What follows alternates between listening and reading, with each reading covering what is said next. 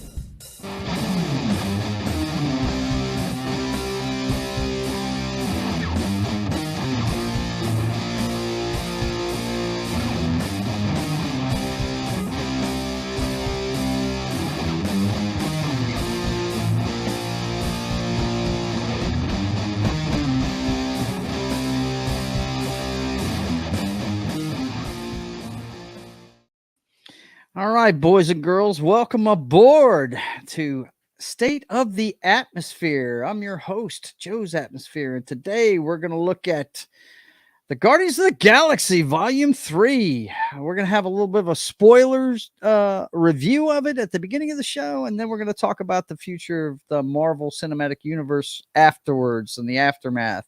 Also, we're going to be talking about the casting coup. Jenna Ortega being in Beetlejuice 2, and also Tucker Carlson's Twitter move.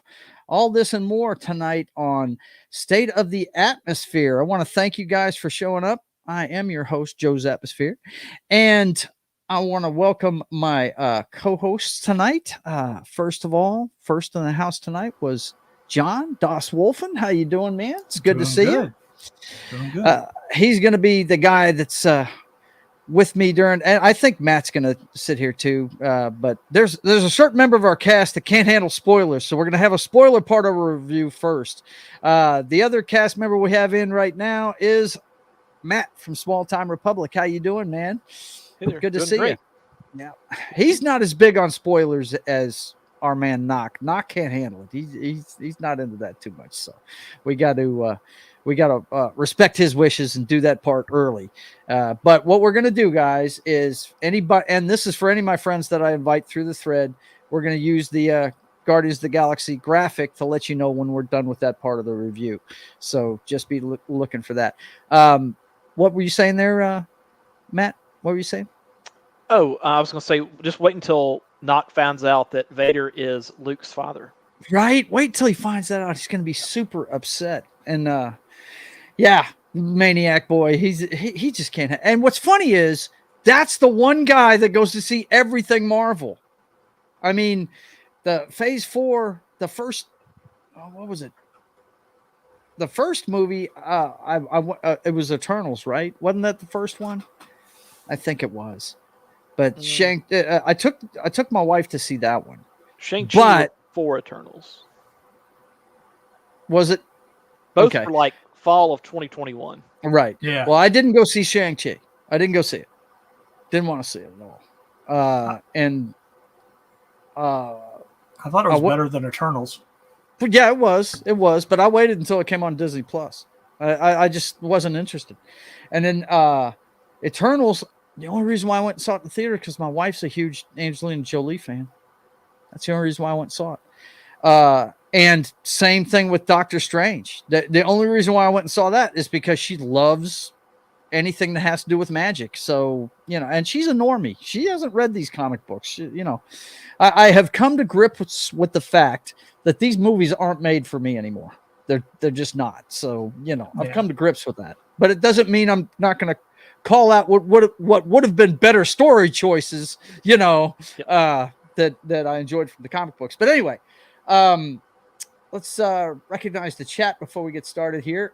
We got Christian Delorme, who says, "Hey, Joe and everybody, sitting in my backyard, 76 degrees, and the old Milwaukee is cold. Cheers."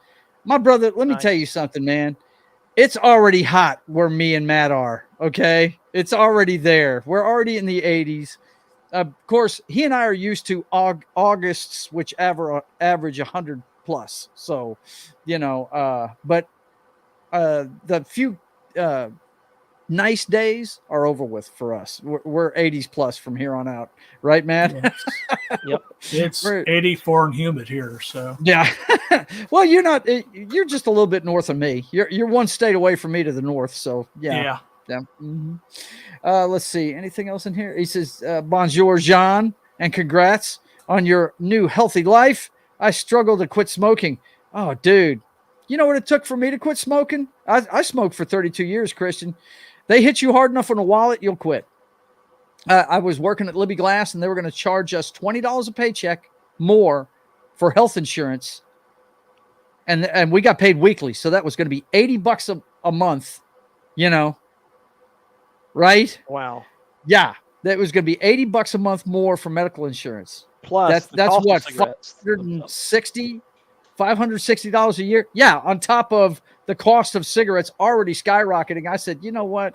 I said they said they were going to saliva test for it. I said, when does the saliva test start? And they told us it was 6 months later.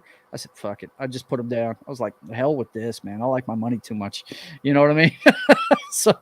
But that's what it took for me to quit. It's hard to quit, Christian. I understand completely. So let me put this up here, guys. I'm going to put this graphic up here to let you know we're starting this segment, and it is the spoiler part of the review of Guardians of the Galaxy 3. Went and saw it this weekend, Sunday. Matter of fact, me and my friends, it was kind of like old times, man, before COVID. It was me and my wife and a bunch of our friends. We actually have a thread for movie invites that we do. And my wife and I are members at AMC. And so we took up a whole row at the theater. You know what I mean? There was about 7 of us there. And it was a good time. It was a good time. I enjoyed the flick. I thought it was good. It's got holes, no doubt about it. But, and by the way, Christian, yeah, no patch or vape. I just put the some bitches down. Now, my wife thought the first couple of weeks I was going to kill her animals. But other than that, it was okay. I was tense. But, yeah, I just put the shit down. No patches, no vape, no nothing.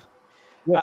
I noticed that Christian, he used the French Canadian spelling when he gave me a shout out there with Republic ending with QUE.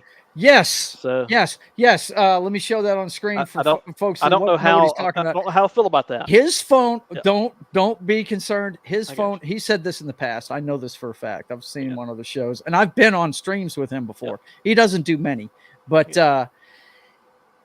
his phone translates it to French. So no matter how he types it, it's going to come out like that unless he physically changes it. Yeah, it's an autocorrect feature. On his phone. I'm just giving him a hard time. Yeah, I know you are. I'm just saying, don't be offended. As an American, I always am anti.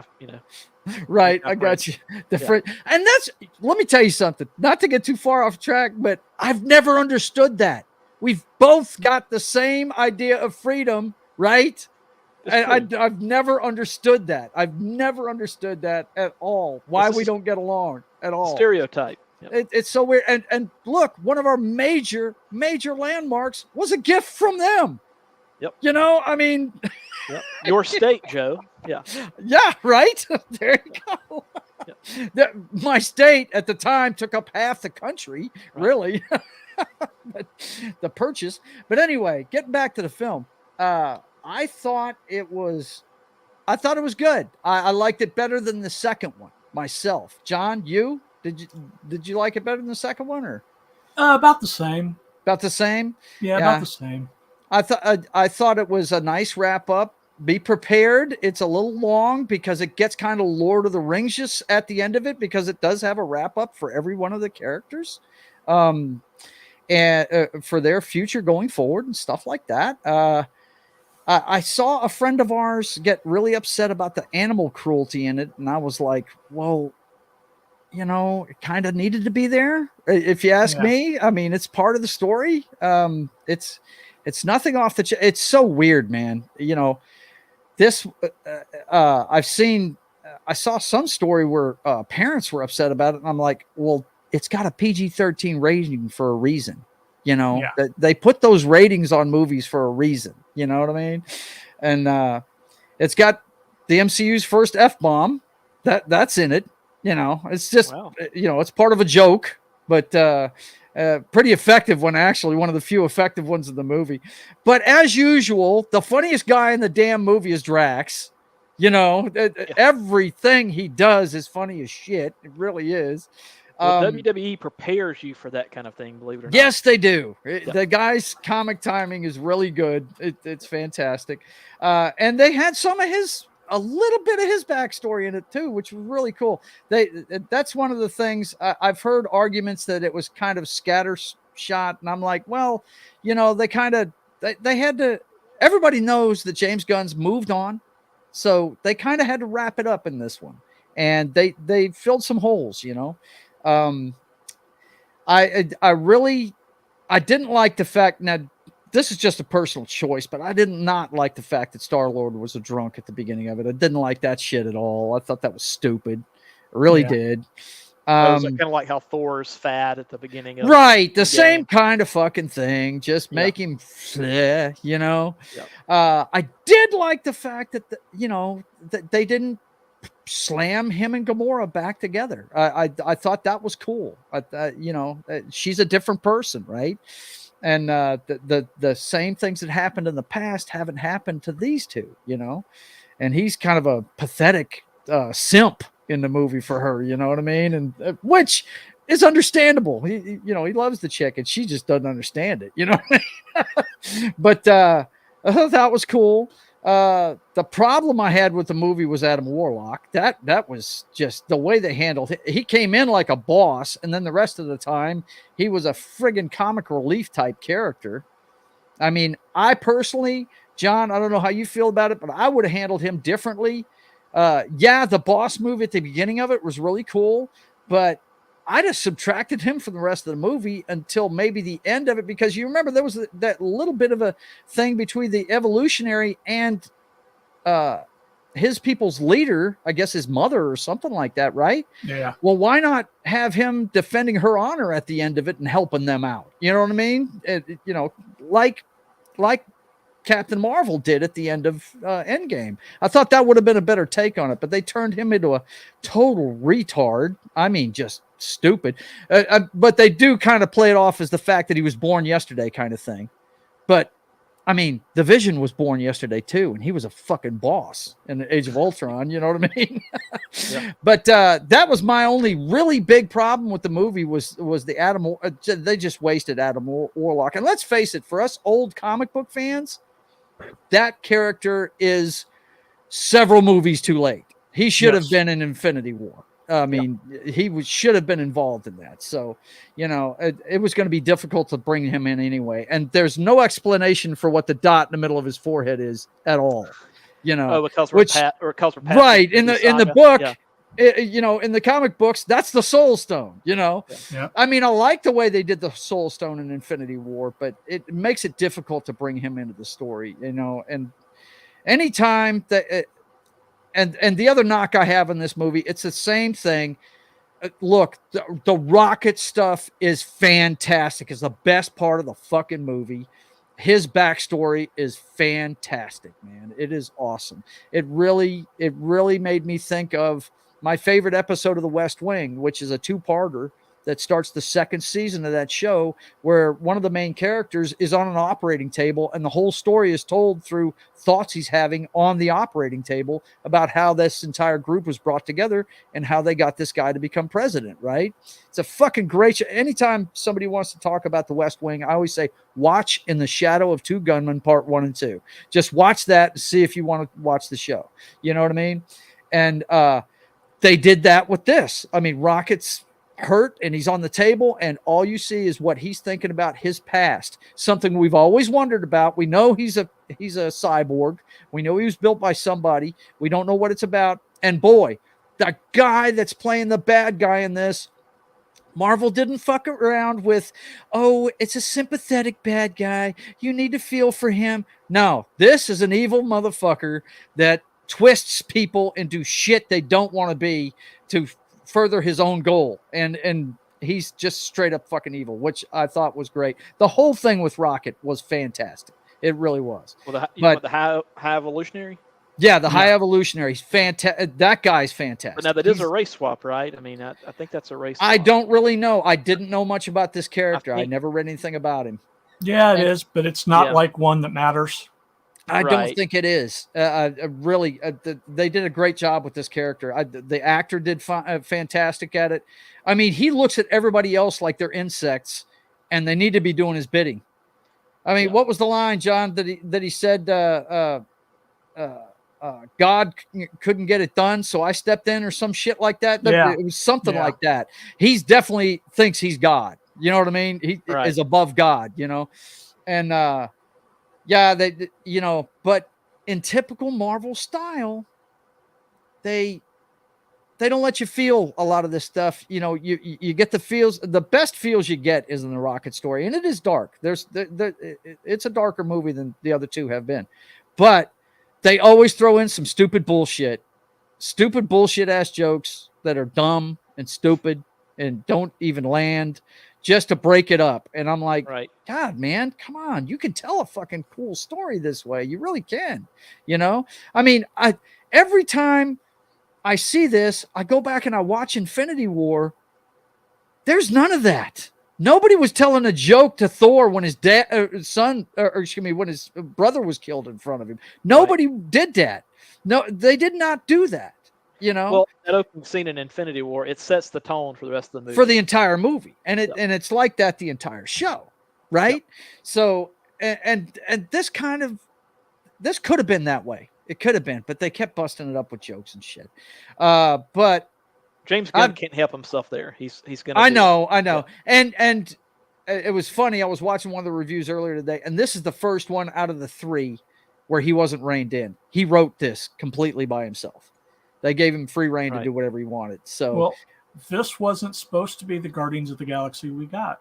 Yeah, Guardians of the Galaxy that we got was supposed to set up Nova and the Annihilation. Mm-hmm. The Bug. Yeah, the Bug. I love Annihilus. I was hoping we'd get to Annihilus. He's one of my favorite villains. Well, what busted it up? You think it was Gunn getting fired? It was Gunn getting fired. Having to come back? Yeah. He was supposed to take over all the cosmic side of Marvel. Right. And, you know, the whole plan was they use this movie to set up Annihilus. Mm-hmm. And then they do the whole Annihilus Annihilation storyline, which is from, 2004, I think. Mm-hmm. Somewhere in that ballpark. 2004, 2006. I don't quite remember when. But but they fired him, and all those plans went out the window. And so he had, you know, when he brought him back, he had to completely rewrite it from the ground up. Yeah. Well, the good thing about this movie is it's totally detached from the rest of the universe. So yeah. So he doesn't have to mess with the multiverse and none of that crap. He doesn't have to do any of that shit, you know. But the only thing that's impacted here is Gamora's death and her coming back, you know, and being a different person. That's about the only thing that really pins it to the rest of the Marvel Cinematic Universe. But your thoughts on it, John? Anything that I've touched on you don't agree with, or? No, you pretty much nailed everything. Like I said, the villain is amazing. It's probably the best villain they've done in the MCU, even above Thanos. Really? Because even Thanos was a little sympathetic, because you could understand where he's coming from. Yeah. Well, I thought they did that effectively with him. Yeah, they did it effectively. But Mm-hmm. to have a villain that you absolutely hate, and you want to see destroyed, you want to see this guy destroyed. Yeah. And people.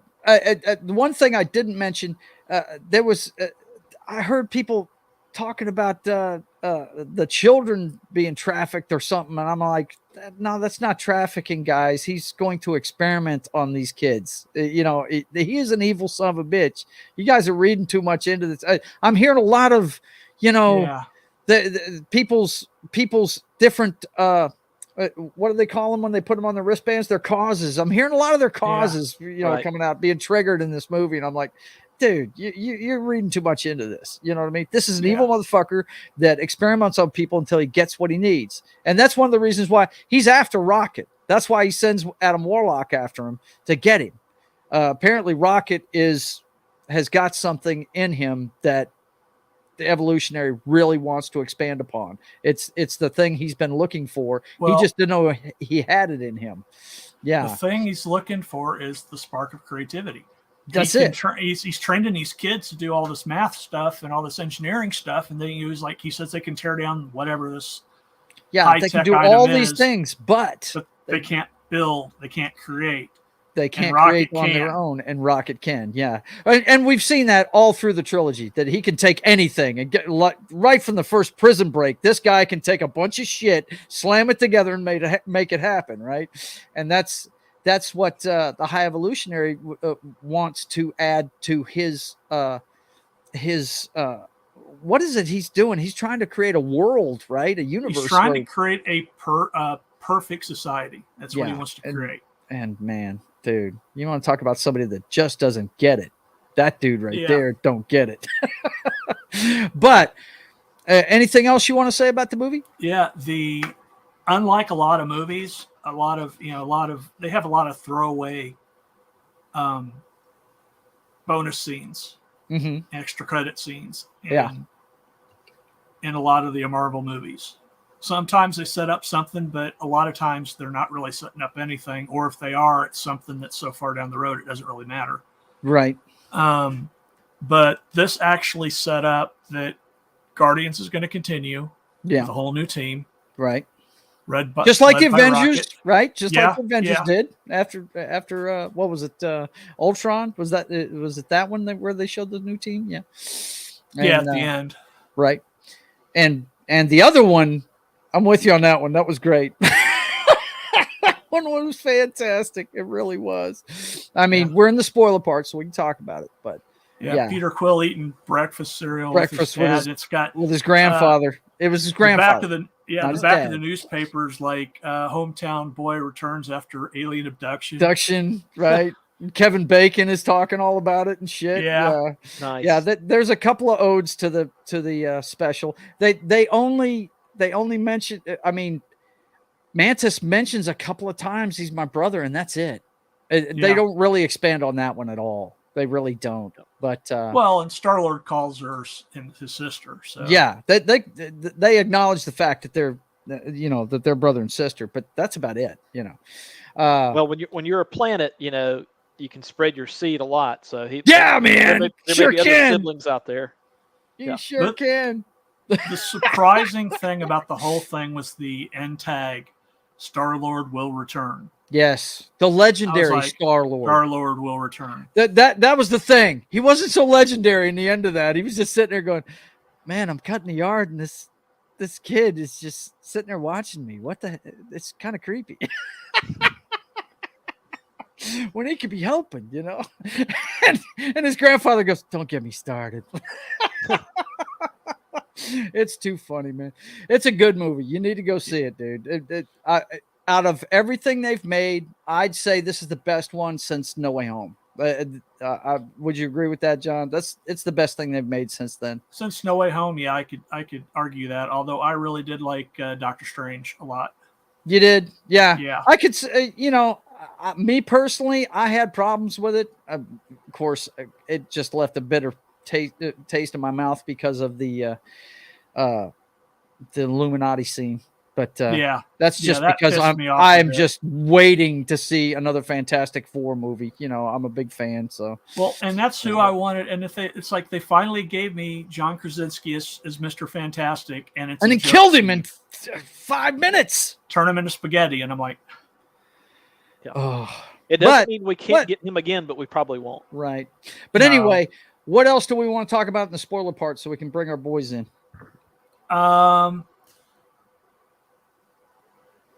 It's just like I said, the animal cruelty scenes that they're calling animal cruelty, they aren't real animals. It's all digital. It's all CGI. My gosh, yeah, man. And it's not like they show them having their limbs cut off or anything like that.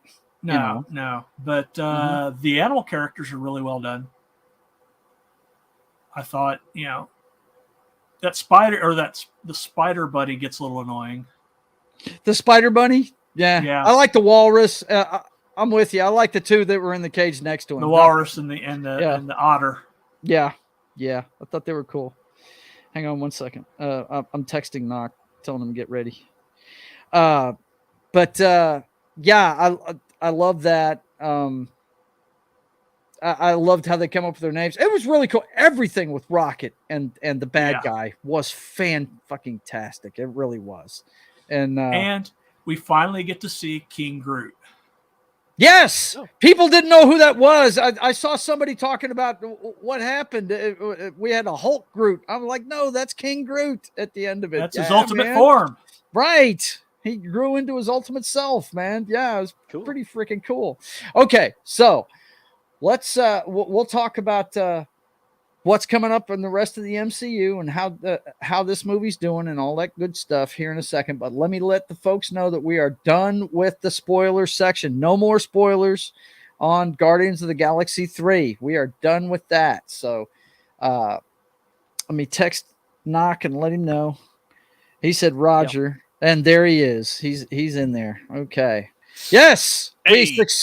we successfully kept the spoilers away from Knock. Yes. And by the way, everybody dies. Everybody dies. I think the real shocker would be everybody lives. So right. I think that's going to be the real shocker. Right. Actually, we didn't even discuss that, but I still can't believe the Flash showed up in it. I mean, that was just right. That was amazing. He's crossing every multiverse. Yeah, that's crazy. But Ahsoka Tano was in a background scene. Oh, was she painted on the wall in the background? And her and Quinlan Voss. Yeah, right. They're now canon. Let's go ahead and take a look at the critic score on Rotten Tomatoes real quick for it. Let's see. Here we go. Both the critics and audiences alike like it. I was telling the guys, Knock, I was like, this guy goes to see every Marvel movie. I can't believe he didn't go see this weekend. I was shocked, man. Well, you know what it was? Well, part of it was that I used to take my nephew to every single one. Okay. And that was the one that joined the Marine Corps. So okay. He's not around. He's not around anymore. So time has passed since then. It's kind of put a damper on it. I need a little partner in crime to take with me. So well, I can tell you, I think you'll enjoy it, man. I think you'll enjoy it. I'm in the 95 percentile. I thought it was better than the second one myself. I think, John, you said it was equal to it, right? Yeah, it's about the same. For you. Yeah. And I would say go see it, man. Your earliest convenience. And a lot of people are going to see it, but it is down. There's definitely a trend downward in their total box office on opening weekends. It started at 118 million. Now I was watching Nerdrotic's channel earlier today, his video on it, and he liked it. I pretty much agreed with him on everything in the movie. Yeah, he put up, apparently this one is like 20 million less than the last movie that Marvel put out and the last Guardians movie on its total. Yeah. So I don't think this one's going to have a big drop off though. I mean, of course there's going to be drop off, but I think the word of mouth is going to make this one float a little bit better. Box Office Mojo, so it should show you what the weekend drop has been or what it's been over the week. Well, I mean, we really won't know that until next weekend. I look at it officially. Yeah. If you look at it, if we wait until next weekend. But... Yeah, it's next weekend. We'll have to look at it. I was fixing to say I use that one all the time on the show me and my brother do, and we show you the box office receipts for the weekend. Of course, 100 million is nothing to sneeze at, but like in China, it only made like 28 million. Yeah, it cost 250 million. Yeah, it costs a lot of money to make. So that means it needs to make around 750 million to fully make a profit. Yeah. Right, because when you look at how much it costs, you got to add in the advertising money too, and that's a lot. And distribution and all that stuff. So 250 million is just the cost to put it on celluloid. You know what I mean? Yeah. So and remember, they only get 35% of the overseas box office as a general rule. Right. And like 55% of the American box office. Yep. But definitely worth going to see. But seeing the drop off as far as how the initial weekends are going, that coupled with the writer's strike, and John, you were telling me earlier, and I heard it on Midnight's Edge earlier, but apparently June 1st, we might have a director's strike coming up. Yeah, June 1st. If they haven't come up with a thing, and there's some of the same sticking points that the Writers Guild has with the Alliance. That about residuals and stuff like that. I was fixing to say it can't be number of directors and things like that. No, it's not that. That's exclusive to the Writers Guild, right? And same thing with like the minimum number of writers in a writer's room, or the guaranteed employment for a minimum of 10 weeks, regardless of how the series does or how long it is. Yeah, it's like no. No, you can't be making minimum limits on things like that. Look, when it comes to entertainment, it's all dictated by the almighty dollar. If you, I mean, they used to have no problem canceling shows 20 years ago. No problem. If they didn't get the numbers, they just weren't going to be around. And with the streaming services. Writers make a minimum of $7,400 a week. Wow.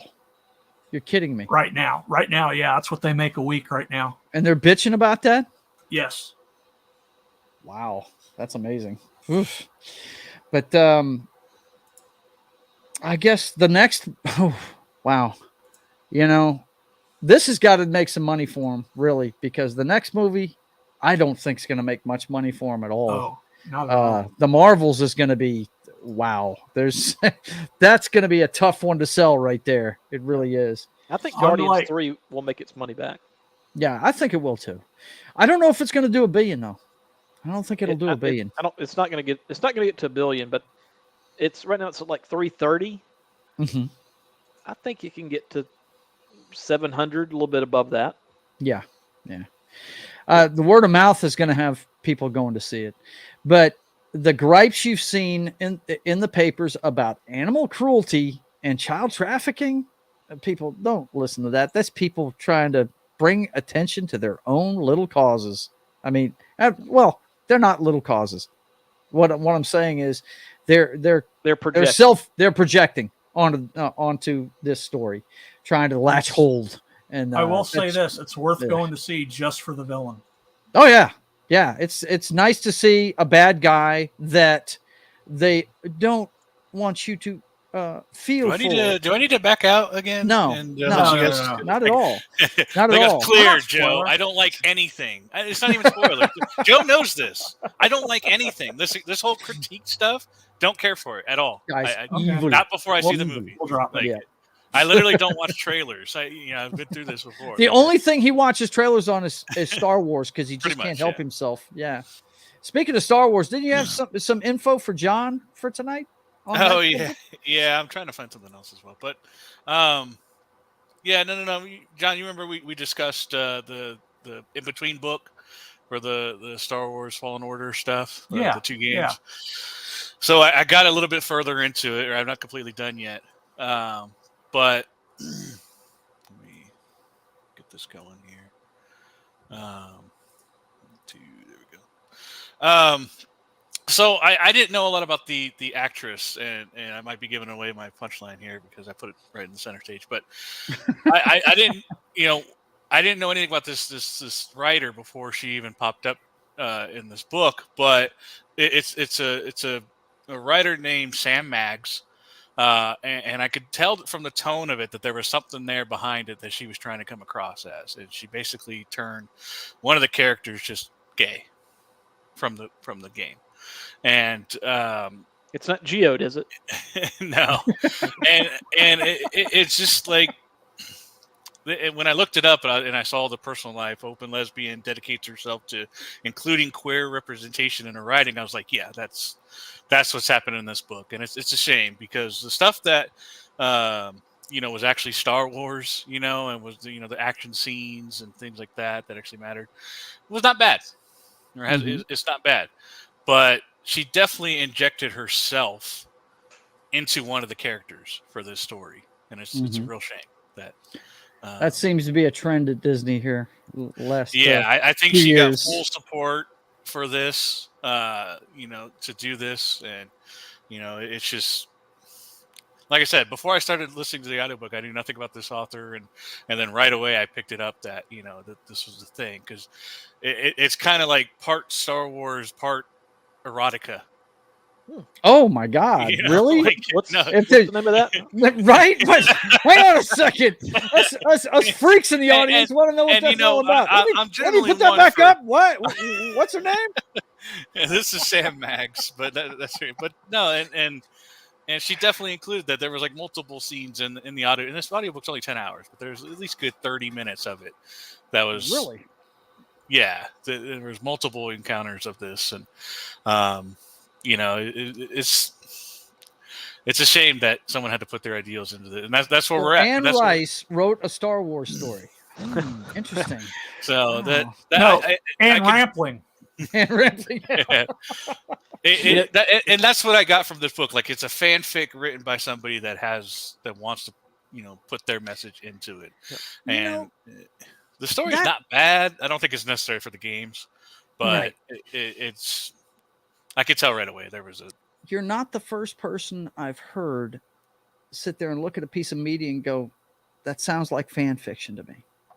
I had a discussion with the biggest Halo fan I know, my stepson David, about the Halo television series, which I still haven't finished yet. It was really horrible. Silly as far as I could tell. But I asked him about it, and he said, I don't even consider that real. He said, I've considered that fan fiction right there. It has nothing to do with the lore of Halo at all.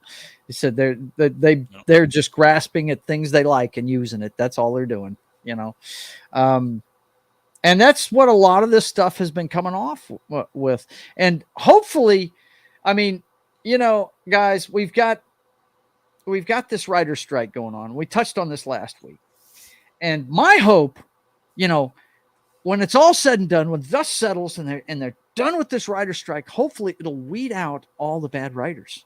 That's what I'm hoping. You know what I mean? Because we've gotten some bad stuff on some really good material that they've got to work with. You know what I mean? That's why they want to guarantee the number of writers in a writer's room, so the bad writers have a job. Yeah, I just don't like the idea of putting your personal thing. And it's not that I have an issue with the character being gay. I don't care about that. But there was way too much, in it. It's hitting close to home with you, right? It's just, this is Star Wars. This is something you love, keep right? politics out of my Star Wars. That's it. The only thing that politics of it is now the fascism of the government, and like that's now it. What some of us have been bitching about these comic book movies. Some of them. I mean, we've been dealing with this for a while with these things. What people don't realize is if you're a good enough writer, you can weave your agenda into the story without it hitting you. Without it hitting you like a hammer. Yeah. You can do that, and I've read almost the entire breadth of freaking Star Wars, and there are some romantic times in them, but they're like a couple pages and it's done. Right. This one is like a chapter. And it's like it's just highly out. detailed, right? And the story it's fanfic style of writing. It's just some of it, some of the emotions that are put into it are replicated, like they and drawn out, and as soon as someone's betrayed, they're like, I can't believe they betrayed us. There's like a million thoughts going in their head after every single act, and it's just like drawing out the story way more than it needs to be, and it's or focusing on the wrong story elements. And it just, some of it's just like, why is this even, like, you could have put this all in one sentence, but you made a whole paragraph about it. Like, what's messed up? What's messed up, Knock? When those of us that read comic books, for instance, when we hear somebody at Marvel say we don't want fans of the comic books in the writers' room, when we hear something like that, we're like, what are you talking about? Why would you do that with something that is so beloved, you're going to sit there and ostracize half of your fan base. Why would you do something? Well, it's comparable to when, like, let's say you have a company that has a restructuring. They will want to get rid of all the executives, whether half of those executives are good, half of them are bad. Mm-hmm. They throw the baby out with the bathwater. So that's a lot of what happens with trying to just totally get away from, your hardcore fans or your longtime fans or any of your writers that may try to, challenge the new agenda. They definitely feel like that's the path of least resistance is the only thing I can think. And I don't think just being a fan is necessarily the wrong thing because is it Dave Filoni a fan? Can you say he's not a fan of Star Wars? Like, yeah, definitely he sometimes is. it takes someone like that could steer the ship back, because they're so passionate about the war. The problem is with Filoni is I think he's too much of a KK acolyte. I've been convinced. I was the biggest fan of Filoni for a long time. I love what he's done, but I don't know. It looks like he's stabbed Favreau in the back over over what happened with the Mandalorian and stuff and Boba Fett, and that's and has fully embraced the dark side, if you will. Well, when they announced those 3 new movies, Favreau was not on it. Nope. Filoni gets a movie. Yep. And I don't know that Filoni even knows how to shoot a movie, so right, that's gonna be interesting. Yeah. Well, and I'm sorry, guys. I'm sending out the link to Johnny just because he said he wanted to come on today, and want to make sure that he gets it. When it comes to Star Wars, I really think that I'm looking forward to the 3 new properties that they're talking about. The least of which is the Rey movie. Now that one right there, but that's the one that's the future, right? That's the one that we need to hope is really good if there's going to be a future for this franchise, but it's the least. It's the one I'm least interested in, really. Well, I'm just glad that with her being pregnant, in the trailer that we at least know that the Palpatine bloodline will continue. So thank goodness for that. That was fake. Oh, I thought it was real. No, that was fake. We don't know. We don't know nothing. Well, I do think she will be pregnant with twins from when when. I think we should go crazy. When Kylo Ren got her, force pregnant. Right, force pregnant from one kiss, right at death. I thought that's how pregnancies came about. You want to talk about something that was fan fictional? Was that scene right there? I'm like, oh, what the hell is going on here? What? But anyway, to put a bow on Guardians of the Galaxy, you just put more than one life into her. That's all. Okay. Whatever. But put a bow on Guardians of the Galaxy. Go see it. It's good. Make your own judgments about the stuff in it. I would not recommend that a kid below 13 goes to see this movie. I would not. No. But and I saw somebody bitching about something in it, and I was like, why would you, because of children, and I was like, why would you take a kid to a James Gunn movie anyway? Are you high? What is wrong with you? Even if it was a PG-13 movie, I wouldn't take them to go see a James Gunn movie because we know what that guy likes to do in flicks. You know what I mean? Parents, Marvel. Can't really blame them. Yeah, well, my niece is going to go see it with my sister's family, and she's 9. However, she likes movies like A Quiet Place. Yeah, there you go. She likes horror movies. Yeah. Well, boy, to what Knock was just saying, boy, are they going to be shocked when Deadpool comes out with a Marvel tag all Deadpool, over it. Yeah. It has to be rated R. I mean, yes, it does. And go ahead, take your kids. Go ahead. And if they ever make Blade has to be violent. Something tells me Blade's not going to be made, man. When I first saw Disney was going to do a Blade movie, I was like, what? Are you serious? I don't know how they pull that off. I mean, the Blade movie and the Daredevil series, they're not going to be what we really want to see. Not on Disney. It's not. Right. I mean, they made that readily apparent in She-Hulk.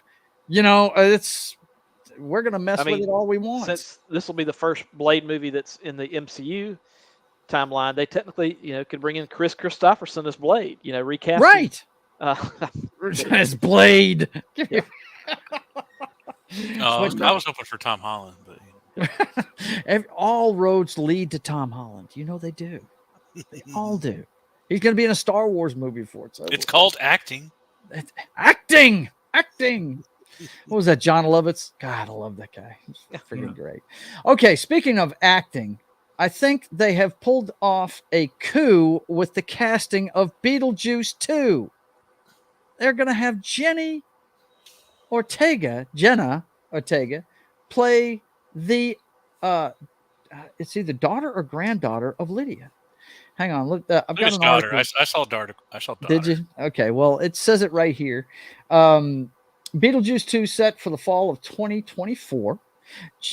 Jenna Ortega will star in the Warner Brothers sequel to Tim Burton's 1988 film. The studio has carved out September 6th, 2024 date for Beetlejuice 2, the long gestating sequel in Tim Burton's 1988 feature that starred Michael Keaton as the titular ghost with the most. The film will reunite Burton with his Wednesday star Jenna Ortega, who sources say will play the daughter, there you go, of Lydia, the character who played by Winona Ryder in the first installment. Keaton is expected to return as well, and the feature has a script from Wednesday's creator Alfred Goh and Miles Millar. So that's the news we got this week about this one, and that is a perfect casting, if you ask me. That looks like it's perfect. I don't think they could have done any better with that casting right there. I could see her getting the same hairdo and everything. You know what I mean? Same outfit and everything. She could step right into that. Be interesting to see who else is going to be in it. Who did you say you heard was going to be in it, John? That the main cast is, they're springing. Obviously, there's Keaton, Alec Baldwin too. I don't know about Alec Baldwin. I was fixing to say, man. I know that Winona Ryder is supposed to be coming back as Lydia. Yeah, and but as far as others, like I said, Lydia's was the big one that I heard. Yeah, which makes sense because now they're going to have her granddaughter or daughter, right? Rather. Mm-hmm. Yeah. What was the last thing I saw her in? I think it was the Star Trek movie. Didn't she play Spock's mom in the J.J. Abrams movie? Winona Ryder? Yeah. Well, I think that's the last Stranger Things. I don't watch Stranger Things. I got into it. And Did you? I bit the whole thing, yeah. I watched the first 6 episodes and it didn't go anywhere. I gave it a chance. I was like, what's going on here? But I've heard, I've got the guy I buy my comic books from. He and I have been friends since we were knee high to a grasshopper, and he told me, "Man, that's our youth right there. You need to watch that movie. It's all about that us." That was probably the biggest reason why it's a huge pop culture thing. So, I mean, if they haven't covered it on Pop Culture Minefield, then I'd be, they should not be on the air. I'm just saying, like that, like Stranger Things is pop culture. Like that's, it's like it's almost at the same breath as what was it? What brain farting? The game that they had on Netflix, the Korean game. Squid Game. Squid Games. Yeah. That thing just took over the freaking nation, and I watched that because it just became so big. It's like you can't ignore it. Yeah, well, you just got to watch it. Joe, if you can go back, I will tell you this: after the first season, to quote good old JR, business is about to pick up. Oh, okay, gotcha. You got to stuff through the first season to really enjoy the rest. You know what, Joe? Like, you remember my first 5 episodes of Andor? How I hated it. Yeah, gotcha. I really grew to like it. It's like that. Okay. Yeah. All right. Well, I'll give it a chance then. And there's been a couple of series like that. where they're slow to get going. Like I have heard that the Man in the High Tower is a great freaking show, but I don't think I ever finished it, but it is a great show. I do got to go back at some point. But definitely. that's another one that took so long getting started. You know, haven't I'm a huge fan of season. alternate history stuff. Yeah. Absolutely. Well, you must love what's his name there, Quentin Tarantino. Then you must love that shit. Yes? No? Maybe? No? Yeah, he's had a couple alternate endings. I'm talking to Knock if he loves the alternate history stuff. Yeah. That he's got a couple of movies that are nothing but that. Inglourious Bastards, if you've never seen that. I've seen it, but okay. Yeah, that's alternate history, man. They kill Hitler in the theater. I'm talking about where it's like, legit. Oh, I got you. Okay. I got you. Not just changing history because he didn't like it, right? The events have already been changed, so this is the after effect of that change. I got which you. is what I thought it was a neat concept that everything, right down the Rockies was split. Germany got one side, and Japan got the other side. That's what I like. That was neat. There's another show that I've been watching. I'm not sure if it's still an active show. I think it's called the Motherland. Mm-hmm. Motherland is great. And that's the one with the Salem witches, and they're real. Yeah. And they basically become an arm of the military. Yeah. Kind of deal. The concept's great. Salem. Now it's a notch above CW in the quality of the episodes and stuff, but the concept is fantastic. The concept is really cool. The fact that they, instead of burning all these witches in Salem, all of a sudden they became the leaders of the military and the protectors of society. And everyone's scared of balloons. I mean, it's crazy. Yeah, right? They're all scared of it's like it. Someone went like, what inanimate object can we think of that would just, if you see it? The voice, man. Don't capture that in balloons. Yeah, telling you. Well, now some in our military are they're scared to shoot down balloons. You're right. Another topic. Can I do this? In this show, they would. It says property of China. I don't know. And some people in the military are too busy with their drag shows. Oh God, that's true. God, you're killing me with that. Oh my God. That's a scary thought. But as far as this, is this a sequel that anybody really wants? Beetlejuice 2, or is this going to be one of those cases like Top Gun Maverick, a sequel nobody wanted that all of a sudden is just going to blow up and just send people to the theater in droves? I think it'll be just kind of mid in terms of how successful it is. I think the movie itself might be mid, but when you have Michael Keaton, who people adore, you have Jenna Ortega, who's the hottest thing right now, and then you have Tim Burton making a movie. Like what? Like it's hard to go. Like that's like making scrambled eggs. It's really hard to screw that up. It's got to have Tim Burton. If it didn't have Tim Burton, then then it would be a complete wash. There's no sense in even making it if you don't have him making the movie. No doubt. Absolutely. It's not the top of movies that from the 80s that I would want a sequel to, right? Yeah. I mean, Goonies would be ahead of that. Yeah. In my opinion. Yeah. Would you like to see those guys all grown up make a movie together? They all get back together to do something they have for the neighborhood, right? Yeah, they have to save. Developers have come in and they've got to save the neighborhood again. Well, look who finally made it. Hey, What's Johnny. up, Johnny? Hey. I'm here. It's good to see you, brother. What's good to see you guys on a weekday. Holy crap. Yeah. Knock, I don't know if you've met Johnny. He does the wrestling show with me and Dork Knight on Sundays, man. He's in the Vegas area, and he is a big wrestling aficionado. He knows a lot about the business. He's worked in just about every area of it. Yeah, right. But he reached out to me today, saw the list of things we were going to talk about, and wanted to get in on it. You missed Guardians of the Galaxy. Talking about your right foot. I just have time off on a Wednesday. I love spending time with you guys. I hear you, brother. I hear you. I've heard some magical things about his right foot. So, right. I heard it's we've already. Foot. All I could think of is that scene from Billy Jack. I'm going to take this here right foot and put it up against the side of your head. Right? Side of your head. You can do about it. That's it. Nothing you can do about it. Just to let you know, Johnny, the guy next to you on screen, Knock, does not like spoilers.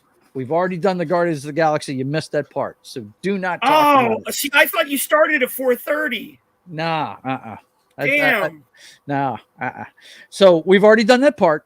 And if you want to talk about it after the show, Darn, I had some stuff to talk about. Yeah. But what we're talking about right now is Beetlejuice 2 and how successful it's going to be. They announced this week that Jenna Ortega is going to be playing Lydia's daughter in it, which is perfect casting, if you ask me. It's a good but casting that's what choice. that's what we're talking about. Is it going to be a sequel, or is it going to be like Top Gun Maverick? Is it going to be something that takes off when nobody thought it would, you know? Well, That one kind of question, thing. is Tim Burton involved? Yes, Yes. he's directing it. Then Yep. it'll be great.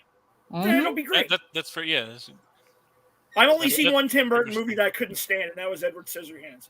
I hate that movie. Oh, I Why love do you it. hate that movie? That's a great movie. It's just, oh man. I mean, one rule I have on this channel: we do not poo-poo people for what they get into. You know, No, it's just not my cup of tea. It's Yeah. weird. Like, I mean, Yeah. I saw it when it was new. Maybe I should give it a revisit, but I don't know. When I was young, it just seemed a little over pretentious. I got you. Yeah, I don't know. I I feel can you. see that. Mm-hmm. Yeah, It's like, let's I make just a movie like the for whole- goth kids. yeah. Well, what I dug about it was the whole fairy tale motif to it. You know, him making the snowfall at the end of it and stuff like that. I Yeah. thought that was really cool. You know, Did Wait, Johnny, Tim Burton I do think the Johnny? Johnny in the third row there behind you. Is that Edward Scissorhands Funko Pop? No, they're all wrestling. It might be the Fiend Bray Wyatt. oh man, let's say hi to the chat. Ruben says hello, hail you degenerates, and let's see. Real Wade Nation Blog says, hey, I wanted to say hi. All right, it's good to see you, man. Good to see you guys. And Ruben says, I love Jenna. Yeah, I think all of us do. I felt a little weird watching Wednesday, you know, thinking, wow, that chick's hot, until I looked up her age, and I was like, okay, all right. She's a full-grown woman. Cool. Yeah, but I'm still old enough to be your father. Yeah, right. Oh, well, shoot. Yeah, I'm old enough to be most of these chicks' fathers, but yeah, I don't know. With her name being attached to it as Lydia, of course, everybody's going to go see it because of Keaton, and the Keaton factor. We're fixing to find out what that's worth. Here, what is it, next month? I think. Yep. Oh yeah, the Flash. Yeah, the Flash. 16th. And I really think that is going to be a huge selling point for that movie. You know, a lot of people, first of all, a lot of people that have seen that movie say it's good. Which, you know, a lot of people are writing it off because of Ezra Miller, and I haven't really ever agreed with the Ezra Miller casting. But I agree with you there, Joe. Yeah. So the Flash is my favorite DC hero, and I've Okay. never been on board with Ezra Miller, and with everything that surrounds them, it's just, can we get a recast, please, after this? I mean, right. Flashpoint, and with James Gunn taking over, it gives you the perfect chance, the perfect excuse to reboot anything. Yeah.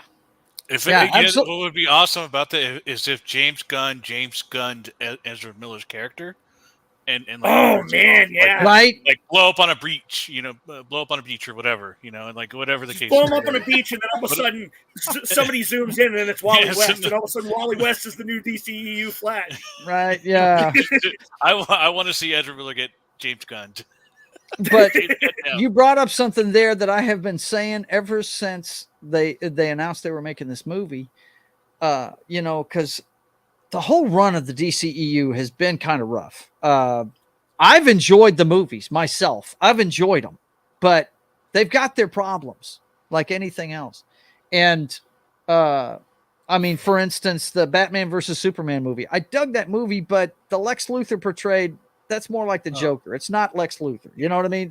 There was problems with it, but the two of them going toe to toe, I love that whole spiel. I thought it was fucking great, you know?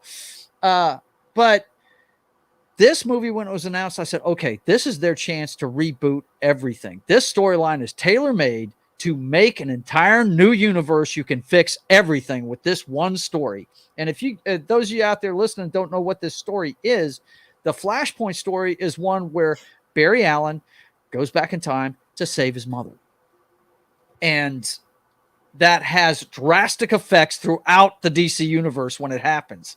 One of the things I wish they portray in this movie, and I'm hoping it's the case because we really don't know. We've seen a lot of previews from it, but I'd love to see the Thomas Wayne Batman with the pistols, the fucking murderer. You know what I mean? The guy that saw his son and his wife get killed in front of him and decides, I'm going to kill every criminal I can get my hands on, you know? I just want to see Aquaman flood half the I thought world. it was just Bruce because the wife becomes the Joker. Is that what it is? Okay. Yeah, I don't know the wife becomes the Joker. The entire Martha thing, Wayne but I is know the the Joker son of that dies and universe. he's alive. Yeah. But I told you, man, my DC knowledge is only from that game. And and there's a big, that's what he huge is in that war game, between the Amazonians and the Atlanteans. Right. That whole storyline is really freaking cool, man. You know, there's a lot of shit they can do in that, and they can reboot it. In other words, an easy way for them to fix their Ezra Miller problem is to have a different actor playing a different version of the Flash. That's why I said Wally West. No, not even that. Make it a Barry Allen. It could be a different actor and reboot it that way. You know what I'm saying? It's makes it really easy to do. And Yeah. I'm hoping they do something like that because God, Ezra Miller does not need to be any more movies for them. He's nothing but problematic. You know what I mean? Yeah. Well, And I'll say this much: Michael Keaton, he should be thankful for the movie Birdman because ever since then, his career's had a oh my God, resurrection. It's had sort of a like when- huge It's resurrection. like when John Travolta got Pulp Fiction. Yeah. Like, Yep. it's like America remembered these actors. Yeah. in those movies. All of a sudden, boom, they want to see him again, you know? Some of us are huge Beetlejuice and Batman fans, so some of us never forgot.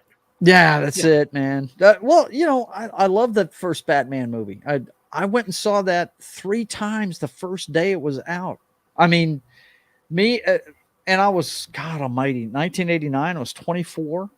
I went to see it with my first roommate. The guy's name was George. We went and saw it early, and we liked it so much we went and saw it again. And then I was meeting a chick at the theater, and we asked her what she wanted to see. She said Batman. We just walked right back in again. You know, so I saw it 3 times in one Friday showing of it, man. Well, my By the parents let third me time, watch you were it. just quoting it. Right? Who are you? Right. I'm Batman. My parents let me watch it when I was like 7 or 8, and I think that's because they just assumed it might be like, you know, a campy Adam West type situation, and no, it was. Oh, not quite. was not. It's Tim Burton's Batman. Yeah. I mean, even go ahead. I was just I'm thinking sorry. with this, another point with this Beetlejuice thing is that you're really getting the people for Michael Keaton, right? Mhm. That group. And then you're getting the people for Jenna Ortega, which is You get a few You're generations. literally Yeah. getting those generations together into one thing, and then it'll bring. So I think the nostalgia factor is there too, but it's also bringing in the new bloods, into that. Another world. thing is like So. Beetlejuice has never truly left the zeitgeist because I remember I used to be a Hot Topic manager about 5 years ago, and they were always moving Beetlejuice merchandise. It was like one of the most popular things, like, and young kids would come in and buy it. Like, so I mean, like, have you ever seen Beetlejuice, or are you just buying that because you like black and white stripes? You know, Right? Yeah. So Well, I mean, I can't believe that- actually watched Mandalore and just wanted Baby Grogu stuff. Right. My niece all the way. Didn't watch the show at all, but saw Baby Grogu. You had to get it. Yep. Or Baby Yoda, as they called him the first season, because we didn't even know his name, right? Well, not Disney. For Disney, I it can't was believe Good Hot God. Topic was open that up until 5 years. Is it still open? It's still open. it's yeah, still open. Really? I buy I just don't Funko work for Pops them from them. anymore. I bought my Spider-Man club shirts that I used to bartend in the 90s in that place. I mean, See, those I call them club remember shirts. the- They're I remember short the 90s sleeve, when Hot Topic was flimsy only, like, things, the dirt balls. Do what? I'm sorry. I remember back in the 90s when Hot Topic was really only at the dirt malls, like the low budget malls. Yeah, that's And, where like, I got like the it. flea Got these markets. things at. Yeah. And then like all of a sudden I started seeing them like all over the country and like big outlets and stuff. And I'm like, wow, Hot Topic's really come a long way. Yeah. Usually across the hall from Spencer's. Right? Yeah. that's Spencer's what it is was usually mine, right down across the right down way. Yep. Mhm. Either across, mine was a little bit down the way, but it was they were pretty close by the mall. Yep. Still are probably. No doubt. But I think it's going to do well. And I'm a big fan of Jenny Ortega. Of course, between now and then, we're probably going to get another season of Wednesday. Or aren't they already doing a second season of Wednesday? They are, but I think this might be the last because I don't think Jenna Ortega is happy with it. Yeah, she said in interviews that she never really wanted to sign on for a long-term TV show. I don't think she expected it to blow up as much as it did. Right. Mm-hmm. Yeah. But and it did. You never know. You just never know. I've been a lifelong Addams fan, so of course, Isn't everybody? I'm not. I'm actually not. I'm not really an Addams Family guy. Wow. I don't mind it, but I never watched all the stuff. I never really went out of my way to watch it. And so you're more a Munsters guy, would you say? I don't even know what that is. It's kind of like Star Trek and Star Wars. There's a constant feud between the two. No, I'm just kidding. No, it's funny you mentioned that because I had you mentioned my pops earlier. I actually have the entire Addams Family above my TV set. I mean, I never minded them. I'd watch them. It's fine, but I never went out of my way to watch the shows or anything like that. Yeah, so. Foxy and I have cosplayed as him on Halloween before. I was going. I go as Uncle Fester sometimes for Halloween. Really? I've gone as Uncle Fester before. Yeah. I mean, I like if it came out nowadays, I would probably watch it. It did. They had an animated movie 3 years ago? Yeah, animated. Yeah. See, I don't watch animated stuff. But the '90s movies were amazing with Christina Ricci and Raul Julia, the late great Raul Julia. Yeah, they were good. And there might be I'll get in a mood and will watch them eventually. But like I said, it's just never been that impacted. Two '90s movies is that they still hold up really well. They don't seem dated or aged. At all. I watched it recently. Wow, well, you're talking about something that's old monster movies, right? So that's going to be timeless, really, because people that love old monster movies are always going to love those characters. I'm still watching the original Godzilla, and it's from 1954. Look out! I think it's cool that the original Fester from the TV show that he was the little kid in the movie The Kid with Charlie Chaplin. Yeah. Yep.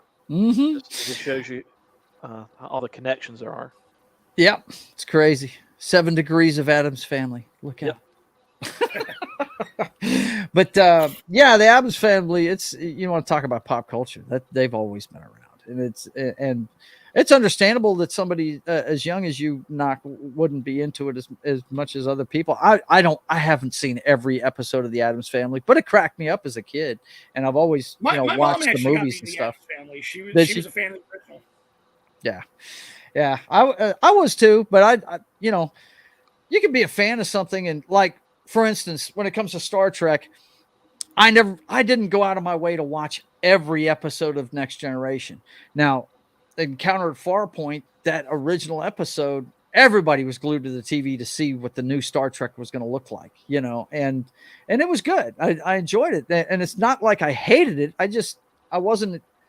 Captain Kirk's my guy. That's what I grew up on. Yeah. You know what I mean? So, well, it's like I said the other night when we were talking about Picard, why it hit me so hard is because my mom got me into Star Trek. And I remember, like you said, Encounter at Farpoint, I was 8 years old watching that. And, I was glued to the TV just like you said. And I did watch every episode of Next Gen and every episode of Deep Space Nine, which is still my personal favorite. And so on. And when I called my mom as soon as I was done watching Picard, and and I was so emotional, and my mom's like, "Are you okay?" I'm like, "This was my Star Trek. You had Captain Kirk, Picard was my guy, Sisko's my other guy." So this I saw one hit in all the right places for me. I saw a meme when they were talking about that, where this was the Star Trek that people wanted, and then what the Star Wars that people wanted were the big three together in the final movie doing whatever they were, and we didn't get that. Yeah. I mean, never did. You mentioned Sisko. I never will forget where I was the first place I heard "Let Me See That Thong." It was one of those times in your life where you just crystallize. Dun, Imprinted. Wrong Cisco, buddy. Wrong Cisco. Cisco with a K, not a Q. It's a good thing we're not on Pop Culture Minefields StreamYards. I would have booted you for that one. And I would deserve it. Oh man. But yeah, man, I look forward to it. And I think, like Knock was saying, it's going to be a few generations of people going to see this thing, and it's going to be really cool. And the other Keaton property that's coming out, man, the more I see previews of it, the more I want to see this freaking. I want to see the Flash now. I do, because the guys I really want to see are the Batman characters that are in it. And I keep hearing that Adam West is actually in this movie. I can't remember when he died. He's got to be CGI'd in. It's got to be. It'd have to be CGI. Yeah. But man, if they pull that off, oh my God, that'll be. Of course, there's one guy that could pull off his voice, and that's what's that dude's name from The Walking Dead? Knock, the gay character. I can't remember the actor's name, but he does the voice of Red Skull in Infinity War. Yeah. And oh yeah. He's a master of impression. He is a master impressionist. He could pull it off. No well, I'll doubt. tell you what, when I watched Infinity War, I didn't realize it was a different actor until later on. Really? Yeah. Yeah. Well, I watched The Walking Dead, and they have a companion show afterwards called Talking Dead, and he was on there talking about doing work on voice work on it. That's the only reason why I knew it. But yeah, he sounds just like what is that actor's name? God, he was the bad guy in every movie in the 90s. Huh? Hugo Weaving? Yeah, Hugo Weaving. Yeah. He sounded just like him, dude. He sounded I thought it was exactly Hugo like Weaving in Infinity War before I looked at the cast. Yeah. Yeah. Wasn't that's and I can't remember. Let me look up this actor's name. It's gonna drive me nuts. You I looking hate not forward to being able Nick to get- Cage Superman? Yeah, I hear that's in there too. And that's look, when I heard that, you know what my first reaction was? He better be fighting a giant fucking spider. Damn it. What the hell? He better Or- be. Thing, since he has long hair, saying something like "put the bunny down" or Right. whatever with this southern accent. Hey, Knock, if you don't know what I'm talking about the Back giant in the spider, leg box. check out the video of what was it, Kevin Smith? He was talking about writing a Superman movie or something like that. Wasn't it Kevin Smith was talking about that? Yeah, I think there was like a documentary on it as well. Yeah. It's fucking hilarious, man. The giant spider ended up showing up in the Wild Wild West, by the way. That's where it ended up showing up, the big mechanical spider. But yeah, they wanted the producer wanted to see Superman fighting a giant spider. And so they better do that with Nicolas Cage in this movie, damn it. If they're gonna put him in there, you got to do it all the way, right? Let's see. Or if they really want to drive the point home, just have him accidentally step on a little spider and be like, "Oh man!" Right. The character's name was Aaron, wasn't it? He was the recruiter for. Yeah. Oh, yeah, he had the arm, the mace Right. arm. Yeah. Yeah. Aaron. Let's see. Who is this actor? There he is.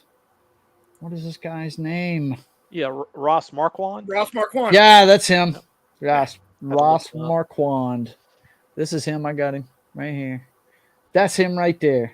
That guy does some great voices, man. He really does. He is a human mimic. He was on the I can't remember which episode of Talking Dead he was on, but he man, also did the voice of Ultron in the What If cartoon. On Did he? Disney Plus. And he did it sounded sound like just Kevin? spot on Did James he Spader. sound James Spader? He Yeah, sounded he just like sounded James Spader. Yeah, that's he's amazing. The guy can do any voice there is. I'm By sure. the way, Thanos got dealt with in that What If. Did he? If you might have seen it, yeah. I have not seen it. What happened to him? Do y'all mind if I spoil that part of the What If? That movie. Look, it's been basically- out for I don't care how Yeah. long. Yeah, Thanos go. is in there for about 5 seconds, and just gets Ultron just obliterates him. That's what I see. There was a trend early in comic book movies where they just whacked the bad guys. The one that pissed me off the most was Spider-Man 2. Spider-Man 2 is the best Spider-Man movie that's ever been made. Still is in my eyes. Okay. I loved it right up until the point when they killed Doc Ock. I was like, Right. you don't kill Doc Ock. That's his biggest nemesis, is that guy right there. Well, if No Way Home is to believe, that did not happen now. Right. Yeah. They've reset that. But what are you saying, Matt? The one good part about Spider-Man 2, it does what every middle movie should, and that's like bring you down to like a valley, basically. Yeah. In terms of like a low point for the character. And right. You know, I think it accomplished that. Yes, it did. I was excited for Doctor Strange last year because of Sam Raimi, and you figured something just colossal was going to happen with Strange, right? It was pretty good, but I thought I was a little bit underwhelmed by Doctor Strange. I feel like people put way too much. I didn't like it. Doctor Strange I didn't like it. I mean, I'm sorry. I thought people put way too much hype on Doctor Strange after No Way Home, because when No Way Home breached the multiverse, everybody's like, "Oh man, Doctor Strange is going to be like this wacky multiverse movie." I'm like, and I kept saying, "I'm like, wait, hold your breath. It's the first chapter in this multiverse saga. It's not going to go big on the first chapter." Right. You know, I think they messed up when they put that weird alien as one of the monks, and nobody got any backstory about him.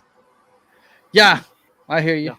Yeah, I feel you on that one. Yeah, absolutely. Who's that guy? He's a big alien. It's like when they killed Snoke. What? Why'd they kill him? We didn't know anything about him. What the hell? And you killed him in the middle of the movie. Yeah. No, and I've said this several times. I will keep reinforcing it. I know they don't write these for me anymore, but I can't help but remember the stories I've seen in the books. And yes, the Scarlet Witch does lose her mind in the books, but not over something as silly as fake children that never existed. That's exactly why she lost her mind in the book. Yeah. Well, it's just that was House of M. Yeah. Yep, that's exactly what happened. That was right out. That part was out of the comics. But in this story, it didn't work for me. It didn't work for me at all. I just I didn't like it. I didn't like it. Did you watch the TV show, Joe? I did watch the show. Yes, okay. I did. I did watch it. I liked the first 3 episodes, and then I didn't like the latter episodes as much. I was getting old for me, like really fast. Well, it was an interesting choice. Going to different decades like that. That was cool. But then when we found out she was holding the whole friggin' town hostage, I was like, I thought that was pretty crazy. I thought that was an interesting thing. It's one of the more horrifying things in Marvel. Yeah, somebody just being stuck in position.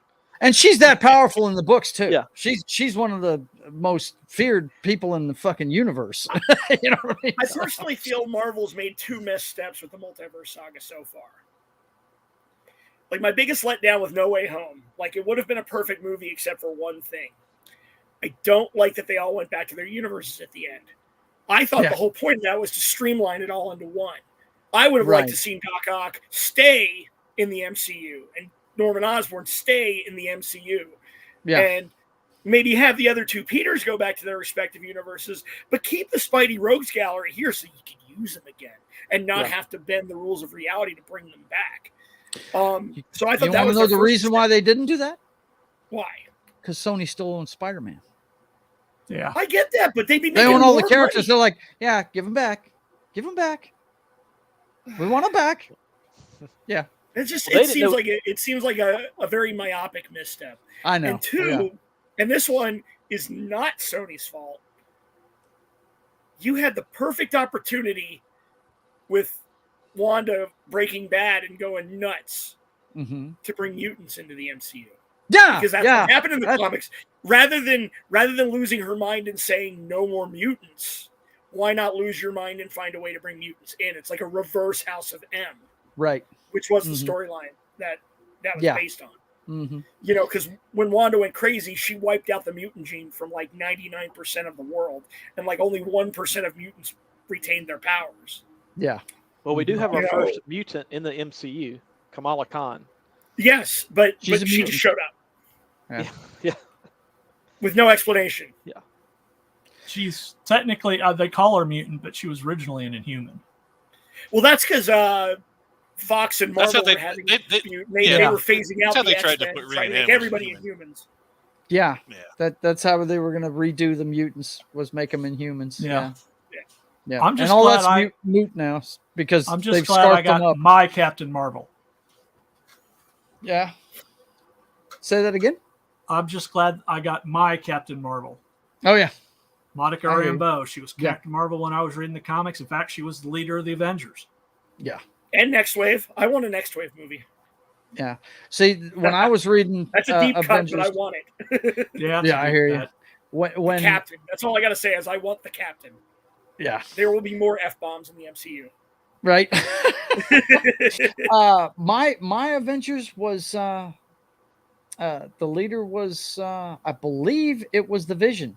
It was Vision, Scarlet Witch. I don't think Cap was in it at that time. That sounds like West Coast Avengers. It was Like, West Coast thinking. Avengers. That's exactly what it was. Yeah, Wonder Man that was a part of that team. Wonder Man was in the team. Yeah, that's the bunch I watched, man. All right, Wow. so I got a question for you guys, real quick. Yeah. Kind of going back to the F-bomb, it just triggered something in me. Go. Memory. This Guardians of the Galaxy was supposed to have an F-bomb in it. Was it as epic as they said it was good? No. Or was it like, I stepped on a thumbtack. Fuck, like that was it. And then, I think the epicness of the F-bomb was that it seemed so casual and natural. It was. Yeah. It's Okay. something you and I would say. Basically, When- it's like there's actually James Gunn actually came out with the story. This isn't really a story spoiler. It's more of a an on-set Behind the spoiler. scenes, yeah. yeah, no worries. I've read Basically, myself they had been filming the scene multiple times and they just hadn't gotten it right, and everybody was a little frustrated on set. And that was literally Chris Pratt just being frustrated on set. And they but kept it it. so naturally Yeah. into the scene that James Gunn said, that's so good. Chris "Fuck it, Pratt we're is so keeping good it. at those. We're keeping it." Yes. Yeah. Because literally they were on take like 40 something. Like they were just trying to get the scene right. And all of them were frustrated. That's the and one thing I'm exhausted. looking forward to. I read an article about like this is gonna be the first time it's whatever. Yeah. I was like, Yeah. all right. The thing is, So let's it's not like get a let's chicken and the egg. not go down the damn Guardians of the Galaxy hole again yeah, because yeah. my Sorry. man will All I'm leave in saying 2 is it's seconds. like this chicken and the egg. It's not like James Gunn set out to put an F-bomb in a Marvel movie. No, yeah, But it came That's out a when good they were story. filming, and James Gunn's like, "We're gonna have an F-bomb in a Marvel movie." Fuck it. I think Yep. what was it? I think it was what show did that? Was it South Park where they started doing like shit for the first time? Yeah. Yeah. And, like, they were like, "Here comes the shit," and then he's like, "Oh, you got some shit on your boots." He's like, "Oh, damn!" And it was like the last second of the scene, last scene of that episode. Well, that they had an entire out. episode that was like They were like, "Oh so my many God." shit bombs. It was ridiculous. Yeah, They that set the created. record. That, They Unleashed set the the oh my record God, for most shits in a half cursed hour. words are cursed words, and that brought up the demons of hell. Like that. Well, my favorite improvisation in a movie ever was the Raiders of the Lost Ark. Yeah. The sword play scene. Yeah, where he pulled out a gun and just shot the motherfucker. And it was the same thing. They had been shooting all day in the heat, and he was just, fed up. Well, he had the and did it. shits too. Yeah. He was battling like dysentery. Like Well, that was literally Harrison Ford not giving a single solitary fuck at that point. he would And go couldn't on give not- a shit not either to because give it was one. all out of him, Yeah. right? Yeah. Okay. The next 40 years he wouldn't give one either. But the one thing that's great about that improvisation with Harrison Ford is that's what any of us would do in that situation. Yeah. Why Yeah. even mess with this guy when I've Yeah. got a gun? Just kill him. It's funny that if you watch the trailer for Dial of Destiny, they call back to it because Indy stands up at that table full of bad guys and starts swinging his whip around, and like every And single they one of all them pull pulls a guns fucking on him. gun. Yeah. I like one of the ones I like is from The Grinch with Jim Carrey, where he does he pulls the table cover from he has like the plates Right. and everything on the table, and he pulls it, and in the script everything was supposed to come flying off when he did it, but he did it so fast that all the stuff stayed where it was. And then he went off the screen, and then he went back and he moved it. He Messed it all stacked up. it all off. Yeah, like he did that. He went back and did like it was supposed in the script. It was supposed to actually come off, but then because of what he did, like he went back and just knocked him off, and that was like in character, so they kept that in. Well, I don't know Somewhere that we Peter know Baker was saying all that of the Sergeant Sullivan. improvisations that Jim Carrey has done in movies. I'm sure we'll never know all the ones he's done. Oh, That yeah. that guy's pretty damn funny. He doesn't know. Yeah, I don't even think he knows. Yeah, he just character and acts stupid. I've always told people he's a human cartoon, you know. Yeah, man. But as far as this casting with Jenna Ortega, I think it's perfect. I'm looking forward to this. It's a sequel, kind of like Top Gun, that nobody really wanted, but now with Tim Burton's name on it and Michael Keaton's name on it, and now this kid being cast in it. Yeah, I'm very. Is Winona Ryder coming back? Yep. Yeah, I think she's supposed to be in it. The only ones we don't know about are Gina Davis and Alec Baldwin. I doubt they're going to have anything to do with it. I doubt Alec Baldwin. That guy is bad news right now. Yeah, he's having kids though, so he needs money. Yeah, you know, hey, he's got kids. He's got kids. Apparently, he's not shooting blanks. You know? Well, then Kim Basinger better come out of retirement for them kids. I'm really hoping that. I'm just going to pretend I didn't hear that. So joke. many. Yeah, there's so many. There's so many. Yeah. So good. I'm really hoping this does well, and that'll spur on stuff like the sequel to The Goonies. Yeah. Sequel to Gremlins. Right. You know. Yeah. Guess we had this conversation though, where we're like, "Why is there so many sequels that nobody wants?" Right. And now you guys are hanging it on. So I feel right. Like yeah. Well, here now. You know, another one I heard about was Sylvester Stallone's doing a cliffhanger sequel too. What? I'm like, what? At his age? Yeah, we've officially entered into like nostalgia. Can we get overload. a new Commando from Arnold? I would have. Right. That was one of my favorite movies growing up. We got a TV show though. When does that start on Netflix? When is I can already see the trailer. You said they would never make another one of these movies. They lied. You know, he's out in the wilderness, and he's out in the wilderness with his now 40-year-old daughter, and right. Well, they come on the helicopter. Hey, Alyssa Milano played his daughter. I'm sure. That's basically what the TV show is. If you've seen the trailer for that, what's the name of it? Fubar? Yeah, Fubar. It's the series on Netflix. The opening scene of Cliffhanger, that subverted our expectations for anybody that saw that. Yeah, absolutely. I did not expect there to be, a tragedy there at the beginning. You know what? You know what just flashed in my mind when you said that? The opening scene of fucking Ace Ventura. Yeah. When Nature Calls. Yep. The spoof. Yep. Wasn't that a raccoon that he was trying to hang on to? Wasn't it a raccoon? Can't remember. I think it was. Bumblebee Tuna. Bumblebee Tuna. Raccoon. That's it. Bumblebee. Just showing. Bumblebee Tuna. I once rented the Cliffhanger video game from Blockbuster as a kid. It was not great. Oh my God! I guess not. E. Clay Thomas says if Alec Baldwin is in it, then it might have a shot. Oh wow! Wow! Check it out. Oh, E. Clay. Ooh. Okay. These jokes are really low caliber. We're taking. I don't know. I think they're right on target. I don't know. Nice. Yeah, I got no love for Alec Baldwin personally. I think this couldn't have happened to a nicer guy.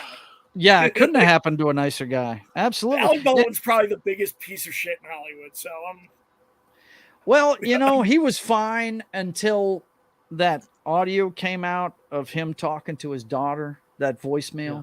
You remember that? And I think it was fine until he decided to disparage American troops for fighting overseas. Yeah, that's another one. Because I was in Iraq when that story came out. Like I was serving overseas. You were over there, yeah. And I'm like, oh wow, this guy who's never fucking served a day in his life wants to tell me that I'm unpatriotic and that I'm a baby killer. Fuck off, man. Like, Yep. Some people just don't get it, man. But yeah, it's all been downhill for him. I think his portrayal in Team America World Police was like so spot on and to actually who he is as a person. Right. Yeah. Remembers the Film Actors Guild. All right. Last one we got to dive into tonight, boys and girls, is Tucker. He's making waves on Twitter. He's going to go to Twitter, boys and girls. And before we get to talking about it, I figured we would show the video that he put up a couple of days ago. Hang on one second. Let me pull it up real quick. I know I've got it here. There it is. All right. Let me full screen it. Wait. Whoa. You know how I am, guys? I got to. Yeah. You know I forgot it. I got to double check it. You know I forgot it. I forgot to Are check you that gonna little get? Are you box. going to get this one like blacked out too? No, not at all. This is on Twitter. Anybody can see this. It's true. This is public domain, baby. The This news is- you consume is a lie. All right, here you go. Hey, it's Tucker Carlson. You often hear people say the news is full of lies, but most of the time that's not exactly right. Much of what you see on television or read in the New York Times is in fact true in the literal sense. It could pass one of the media's own fact checks. Lawyers would be willing to sign off on it. In fact, they may have. But that doesn't make it true. It's not true. At the most basic level, the news you consume is a lie of the stealthiest and most insidious kind. Facts have been withheld on purpose, along with proportion and perspective. You are being manipulated. How does that work? Let's see. If I tell you that a man has been unjustly arrested for armed robbery, that is not, strictly speaking, a lie. He may have been framed. At this point, there's been no trial, so no one can really say. But if I don't mention the fact that the same man has been arrested for the same crime 6 times before, am I really informing you? No, I'm not. I'm misleading you. And that's what the news media are doing in every story that matters, every day of the week, every week of the year. What's it like to work in a system like that? After more than 30 years in the middle of it, we could tell you stories. The best you can hope for in the news business at this point is the freedom to tell the fullest truth that you can. But there are always limits. And you know that if you bump up against those limits often enough, you will be fired for it. That's not a guess, it's guaranteed. Every person who works in English language media understands that. The rule of what you can't say defines everything. It's filthy, really, and it's utterly corrupting. You can't have a free society if people aren't allowed to say what they think is true. Speech is the fundamental prerequisite for democracy. That's why it's enshrined in the first of our constitutional amendments.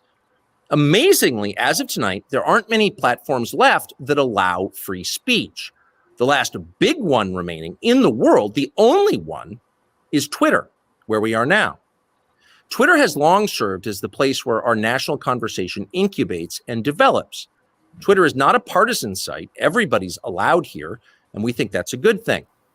And yet, for the most part, the news that you see analyzed on Twitter comes from media organizations that are themselves thinly disguised propaganda outlets. You see it on cable news, you talk about it on Twitter. The result may feel like a debate, but actually the gatekeepers are still in charge. We think that's a bad system. We know exactly how it works, and we're sick of it.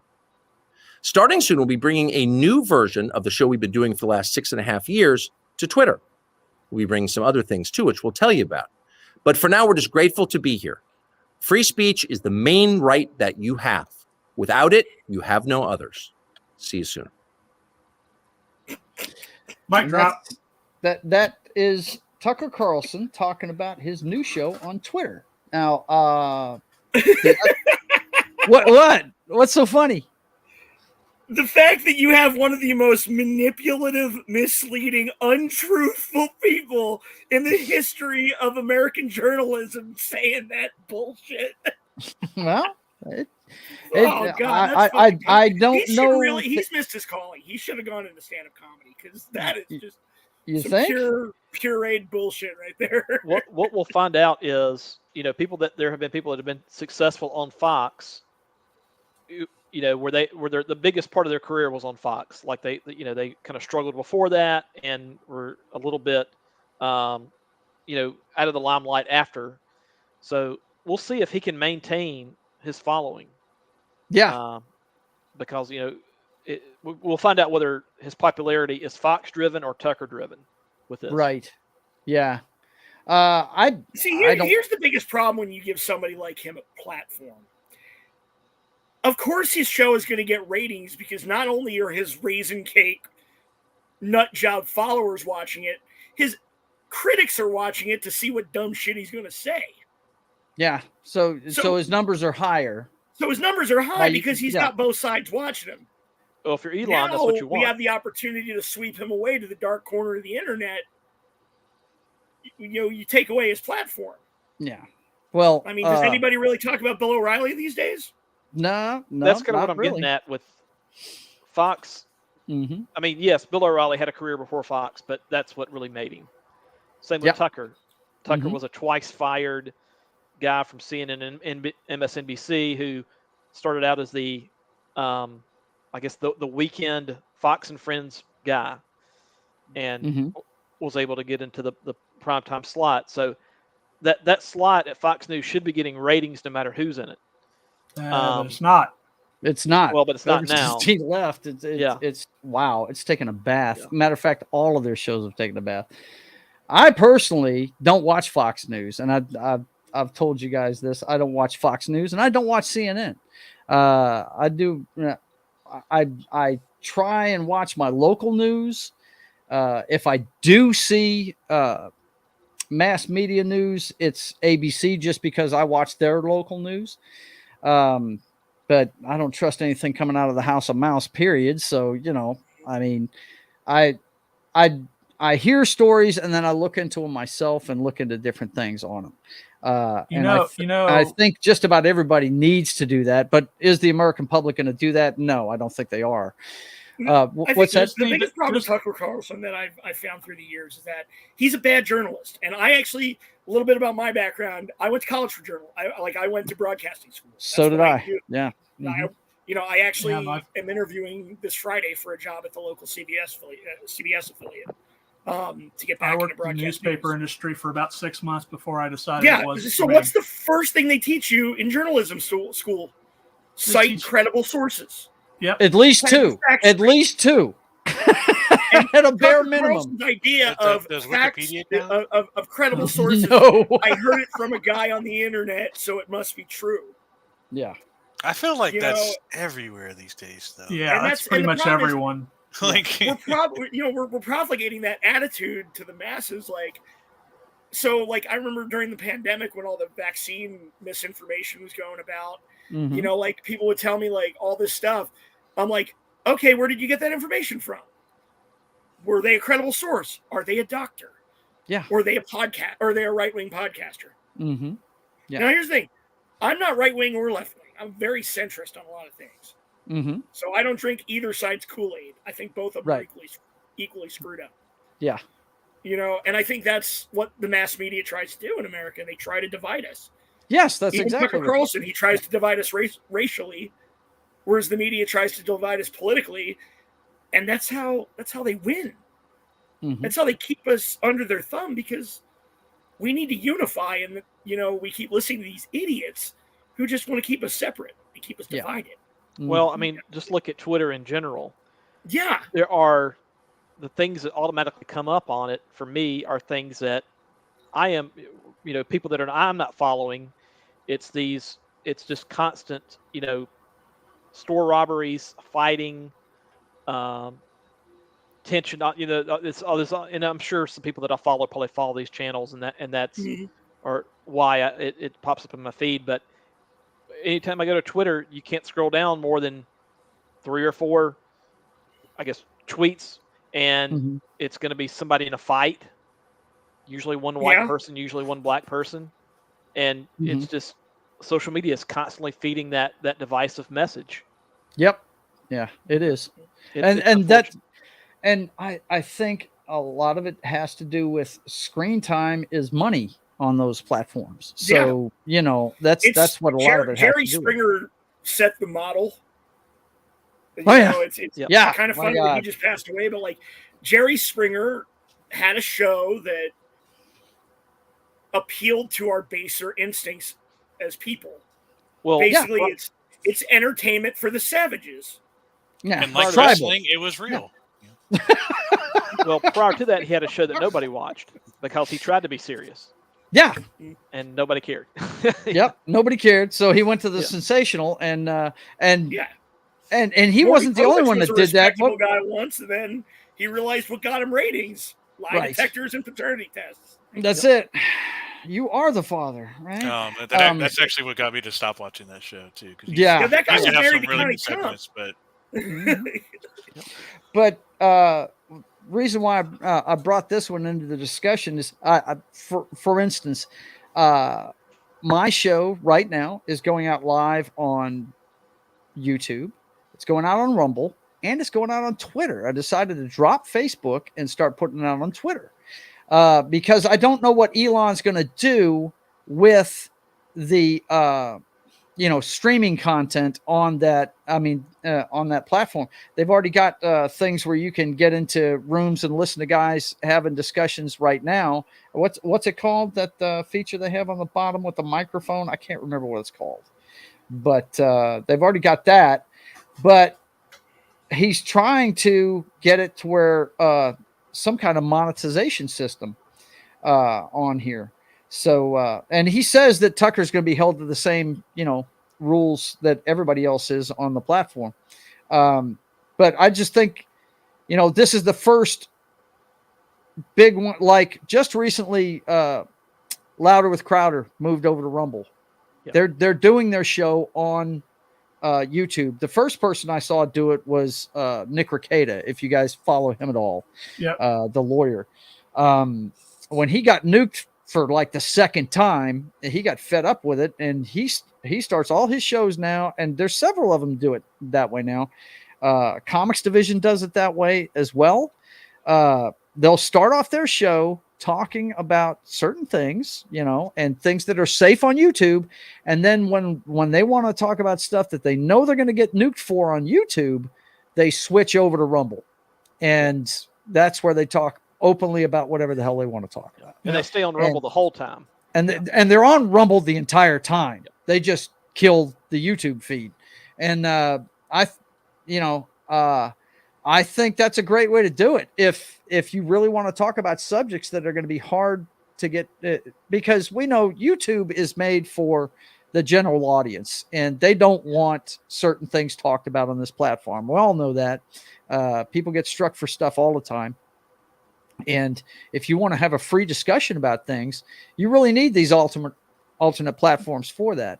So I just wasn't getting that much interaction on Facebook because, let's face it, Facebook is for people my age and older, really. I mean, that's basically what it's for. The younger folks don't get on Facebook too much anymore. So I went ahead and decided to start using Twitter just to see which direction it's going to go. And I've got more people watching on Twitter than I had on Facebook. So it's going to be interesting to see what, because this is the first major mainstream celebrity that has decided to pick Twitter to put as their new platform after being basically canceled, right?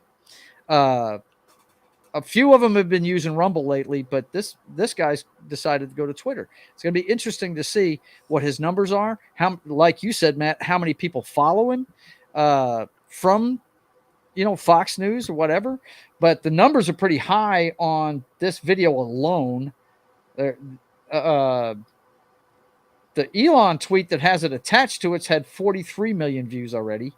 And my biggest thing with anything as a platform is that, like, I am the biggest advocate of free speech. I don't want you to think I am against censorship in any form. I don't even like they bleep out swear words on TV. If that's how it was written, that's how you fucking say it. Yeah. It gives it impact. It gives it gravitas. Right. But my biggest thing is I hope there are things in place to curb misinformation. I think misinformation is the biggest problem in all forms of media. No matter what your platform is, if you're going to put yourself on a platform to report the news, you better be telling the damn truth, the whole truth, nothing but the truth. Don't make up facts or do a friend of a friend told me this, or a guy on the internet with no credentials told me this, so it must be true. Like, if Tucker's going to, because I've watched his show in the past, again, Know Your Enemy. I watch, I watch a little bit of everything just to kind of see what is out there. Yeah. I don't believe one side or the other. I kind of make my own opinion after hearing all sides. Yeah. I hope that Elon has something in place to where if he is going off the rails and just spouting utter bullshit, to put like a warning or something saying, hey, the views that Mr. Carlson is expounding are not necessarily, are his views and his views alone, and basically don't have any firm foundation to stand on. Because people will believe it. I think it's going to be pretty People wide will open. follow an idiot off a cliff. Like it's something we said in the Army all the time. Like, if you got to walk in the room and tell people you're in charge, you're probably not in charge. No, you're not in charge. Yeah. So it's like you put this guy in a position where he can talk to the masses, but you don't tell the masses like, hey, this guy may or may not have all of his. Well, he's already had that for a while, Johnny. He's already had that for a while. Yeah, for a long I time. think it'll be pretty wide open. I think as long as he doesn't dock somebody, or like Joe said earlier, that those handful of rules that Musk has, Mhm. I don't think you'll see him, reeled back in any way unless he goes against one of those very basic rules. Yeah. And he's selling a viewpoint. That's something that is lost on a lot of people. I agree with some of what he says. I don't agree with all of it. It's like Trump. I've got a friend of mine that is a huge Trump fan. Anything this guy does, he just loves, he adores. And I'm like, dude, he is just a guy. Just like, yeah. By the way, that friend is not Tucker, because Tucker doesn't care for Trump. Okay? No, Tucker doesn't like him at all. But that's what I'm saying. I guess the best way to put it is you've got to check into everything you're seeing now, because you can't just take it as fact just because they're saying it. You have to look into it and get different sources, different, to your point, Johnny, credible sources. I never watched the guy because he wore a bow tie, and that's a big red flag to me. I just think that's a fashion faux pas. We've got a local sports guy that is actually in the crew that my wife was in, and we used to ride a float with him, and I so wanted to tell him lose the bow tie, but I didn't, but he reports in a bow tie doing the sports, and I'm like, no, man, you're a grown man. Put on a necktie. When I'm in doubt, I just go to TikTok. I mean, that's that's one of the best news sources you can find is TikTok, baby. So, Joe, are you saying if you're a child or in a barbershop quartet, you can wear a bow tie? But otherwise, there's certain times. James Bond, a tuxedo. That's the time for a bow tie. That's fashion correct. Okay, the barbershop quartet. Yes, a child. I don't even want to see a child in a bow tie. I really don't. I do not like the bow tie. Never have. You hated the show Sheldon, didn't you? How can you hate Sheldon, man? He is the voice of the masses. He's the one that points out everything everybody's thinking. Yep. You can't be mad at but Sheldon. he doesn't have the filter. Nah, he doesn't have the filter. That's it. I missed the last. I missed, I don't know, the last 6 or 7 seasons of Big Bang Theory. Did they ever determine if Sheldon was on the spectrum? I don't know. I just assumed, that's another one I watched to have a laugh. I don't follow it that closely. I swear, I don't know if Jim Parsons himself is autistic or not, but he definitely plays Sheldon. But we had Knock and I had a friend. Now this guy, man, and I keep asking Danny if he's run into him. I don't know. You might know who he was, bud. This guy's name was Harry Simon. He was big in the comic book scene there. He committed suicide, 5-6 years ago? Was that how long ago it's been, Knock? But he hated the Big Bang Theory. Now, this guy was a comic book purist. This guy hated the Batman trilogy that Nolan made. Hated it. Wow. Couldn't stand Christian Bale as Batman. Like in the third one. Right, yeah. And I tried to tell him one night, I said, Harry, look. He's not saying this is Batman. He's saying if Batman were real, this is what it would look like. That's all he's saying. He's like, no, fuck that. Alfred would never leave Batman. He just loses his mind on me, Wow, what did he see? What he did not like the way that the geek culture was portrayed on Big Bang Theory. He couldn't stand it. It drove him crazy.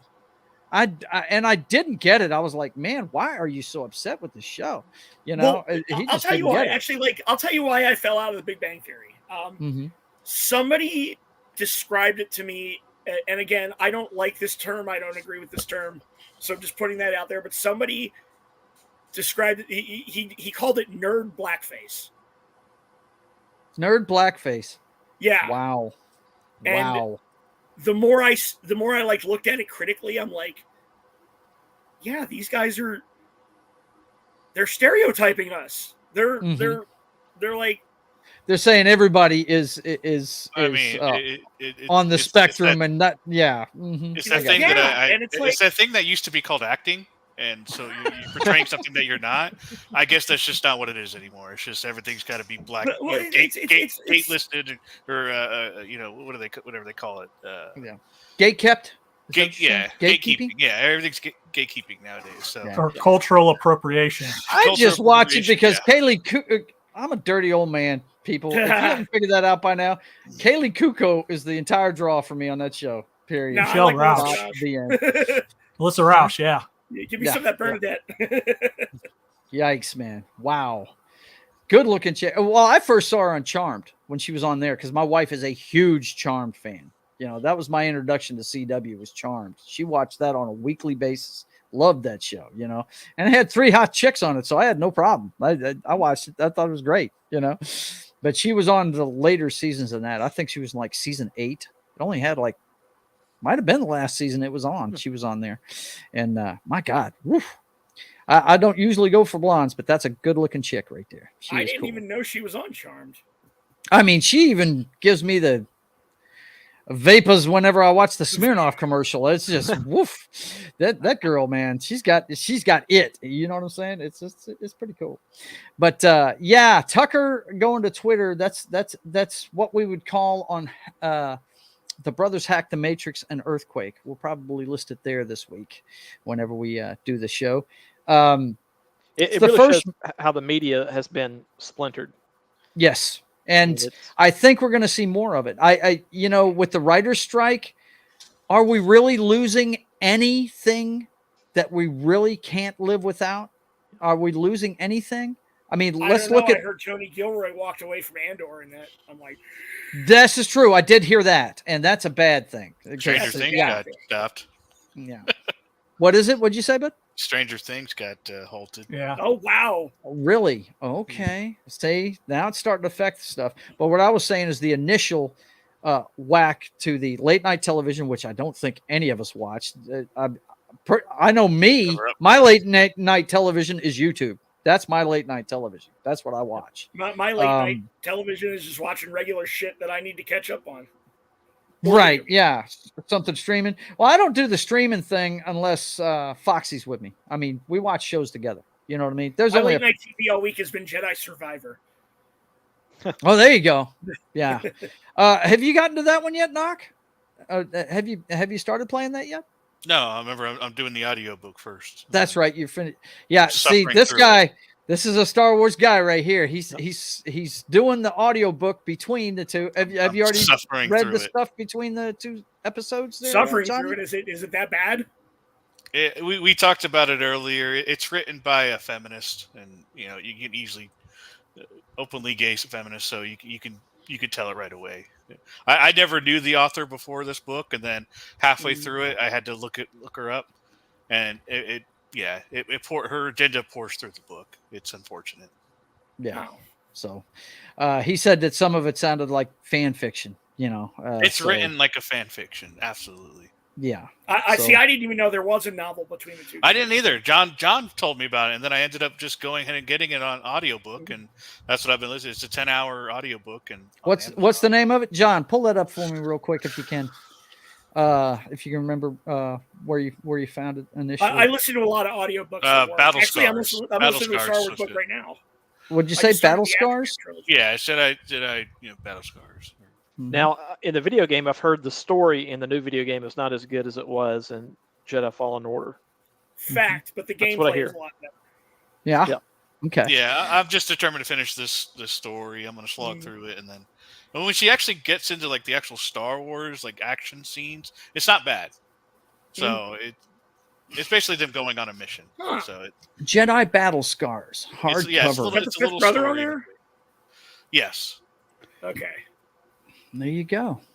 Okay. See, you actually learned something tonight, Johnny. There's stuff out there you need to catch up Yeah, on. I didn't know about it Yeah. either until John mentioned it last week, and then or like 2 weeks ago, I think it was. And Hey, it's got Marin in it. I need more Marin in my life. yeah, that's the character that concerns me. Really? Yeah. Yeah, Mhm. the author basically turned her gay, and then that's like it's a partial erotica in it. Is that the chick from Mad TV? Yeah. Yeah. You see how you're clearly didn't wincing? know the direction I of heard that the same movie. thing. I was like, what in Or- the hell? Yeah. She clearly didn't know the direction the game was going to take then, because That's what I figured, and so yeah, it literally doesn't. That's what made me look up who the author was, and she's clearly a fan. It's a fanfic, and she put herself in Meriden shoes, and that's clearly not what they were going with that character. I'm not going to at all. spoil anything but- about like the storyline, but all I Yeah, can say is but- I think Marin is definitely not gay. Well, she's portrayed more bisexual in the story, Okay. but the love interest in that book is another chick. So, Ugh. and they explore that multiple times. Which I have no problem with, but in a Star Wars story, do we really need that? I don't know. in that depth, yeah, too. So Yep. it was definitely her portraying the author portraying herself in that role. So that's All right. that's how I viewed it. Well, listen, guys, we have hit that time. I'm going to go ahead and let you guys promote your stuff before we get out of here. But Johnny, since you're new to the circle, I got to tell you, I wrap right at 2 hours because I got a steak coming to me. My wife is coming back from a meeting at a restaurant and brings me a steak and egg breakfast every Wednesday night, right around 5 minutes from now. So we're going to. Jealousy. Yes, my brother. It's good to have a spouse that enjoys helping out. You know what I'm saying? Let's start with my man John. Let him know what you're up to. Tomorrow morning we've got on Pop Culture Minefield at 10 a.m. we got Morning Coffee with Brian, and that is the showrunner or the director of Eldritch USA, which is a horror comedy musical. Other than that, I'm usually found on Pop Culture Minefield almost every day of the week but Tuesday. And I'm usually on Brian's That 70s Rock Fans channel on Monday nights and here on Wednesdays. All right, man. Thanks for coming tonight. I appreciate it, buddy. Next up, Matt from Small Time Republic. What's up, man? Yeah. Not really much to promote other than just make sure to support Joe and everybody else on the panel. And that's really all I got. All right, man. I saw Wes earlier tonight or this afternoon. He was doing a test on OBS walking around. Did you see that? I didn't see that. He was doing a walk and talk, and he was playing with OBS apparently. And he had the phone up, and it had the blacked out sides, but then somebody told him to turn it sideways, and he turned it sideways. And he was like, "Yeah, this is great for you guys, but I can't see the chat now." Right. He's got a gaming channel. I think it's Whatever Gaming, and he's been doing LA Noire on it lately. Really? That's one of my favorite games. I have never played it. No, I never I'll have to finished check that out. So I wish it got a sequel. I really wish Team Bondi hadn't shuttered because I always wanted a sequel to that game. I was living in LA when that game came out, and I like to drive around town and see all the sites that are actually in the game. They redid that. They did the remake of Mafia, and it was an absolute awesome. Like, I played through the whole thing as soon as it came. Once it went on sale, I got it and played it. It was an awesome remake. But the problem was they didn't do the same tender loving care to Mafia 2. And the jump from Mafia 1 to 2 was just awful. The game was clunky. Yeah, it was like I a have all PlayStation three 2 game or whatever it was, So it was unfortunate. I wish they gave the same care to 2 as to 1 because it was such a good story in number 1. Mafia 2 looked good, but it was so buggy. Yeah. It was just so I gave buggy. up. I didn't last an hour in it. I couldn't do it. well, we may have to carry this over to next week and just have a video games discussion. Oh. Top 5 Hey, if I can make and it. bottom 5. We could always do that. We haven't done a video game one in a while. Knock, tell them what you're up to, man. I'm hanging out with the family on Saturday, but it's possible on Sunday I might go for a double feature and do Guardians of the Galaxy and Knights of the Zodiac movie that's coming out this weekend. Knights of the Zodiac. Yeah, you've been hyped for that, haven't you? It's a Koei movie, so I'm all for that. Then I'm usually here on Wednesdays, and then here soon. We got a couple months until football season starts again. Yeah, man. So, We're Go gonna Eagles! we haven't decided. We haven't decided when we're going to do our next special. We did one for the draft. John was our guy on the ground. That was a for lot that of one. fun. It was 5 fun. hours. 5 5-hour stream, for longest one I've 31 ever done on this names. channel, and did really well. But I guess we're going to do one probably Hall of Fame weekend. I would think that's what we're going to do next. It's usually the four of us, Johnny. But if you want to get involved, just let us know. You have to So wear what yellow time do you jacket. actually start my time? Okay, what we do usually, and this is Because I want to pregame be party. Here at the beginning. Pregame party. We start that during football season every Sunday at 10 a.m. Central, which would be 8 o'clock in the morning your time. Oh. Yeah, it's early. It's early. For us, it's not so bad. It's 11 o'clock for Knock and 10 o'clock for me and Matt. So, Well, what about your John. weekly show here? Because like I This one, this is it. I do this one. This is the one I do with other YouTubers, and that thread you commented on. You'll get an invite every week if you want to show up. Come on. Yeah. It's at 5:30 my time, 3:30 in the afternoon. 3:30 in the afternoon your time. He's in Vegas, guys, See, so he's on 4:30 Pacific my time. No, it's 3:30. But that's when I start. And you are invited every week. You'll get that same heads up every week, just like Pop Culture Minefield does and all that stuff. Okay. So why don't you tell them what you're up to, man? Oh, well, Sundays you can catch me and Joe and the Dork Night as we cover pro wrestling on Dork Side of the Ring every Sunday at what is it? What's the East Coast time? It'd be what, 2:30? East Coast time. Eastern, 11 o'clock. 11 o'clock Pacific. Yep. I'm on the West Coast. Yep, he's out there in the Pacific. Actually, I think you're pretty much on the edge of Pacific time zone. Really, I think probably Nevada. The entire state is Pacific. The one next to you is probably in the Central time zone. I would imagine. Mountain. Mountain. Yeah. Oh, that's right. There's two time zones between us. Yeah. Okay. Well, listen, guys. Let me let you know what's going on with the channel. Of course, you're watching Joe's Atmosfere. I redid my page the other day. Did up a picture of me and Foxy as Arnold and Melina from I thought that was your Total brother. Recall.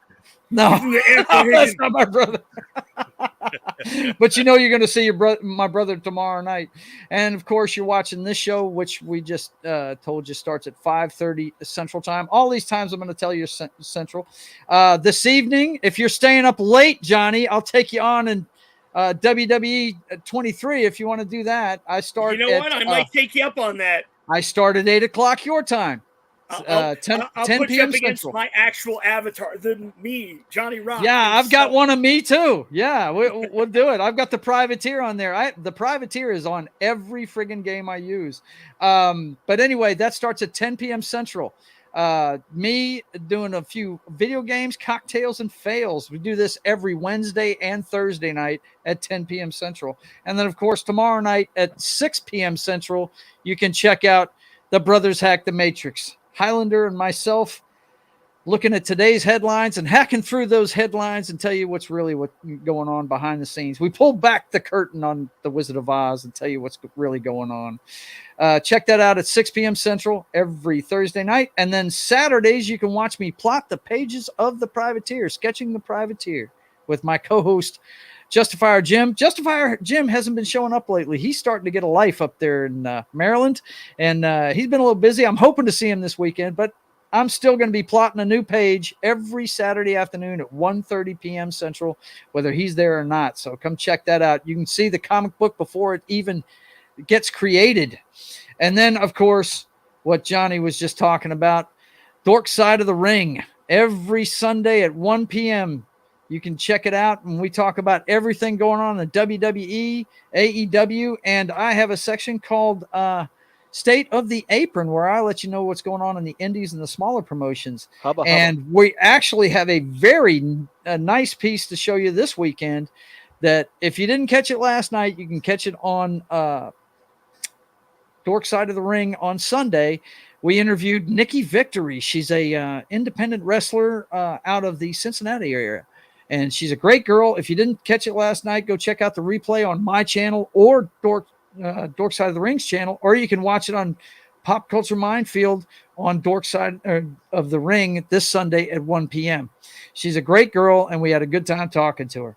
And also on Pop Culture Minefield on Monday morning, we'll be talking about one of the top 5 movies of course, it's one of my favorites, The Hunt for Red October. It's one of those movies. I just drop the remote when I see it on television. I love this show. And we're going to be talking about it on Military Monday. And John Das Wolfen will be there, myself and Gary on Morning Coffee with Gary on Monday morning at 10 a.m. And it's all brought to you by Pop Culture Minefield's YouTube channel and KGRA Digital Radio. I might have to join you on Military Mondays now that I have Mondays off. Dude, you need to. I will let I'll let Gary know about your military service and see if he won't send you an invite, man. Sure. Absolutely. But anyway, for myself and everybody on the panel, John Das Wolfen, Matt, Small Time Republic, Johnny, the Johnny Rock, and Knock, I want to thank you for being here. And until I see you again, I want you guys to keep on keeping on. God bless.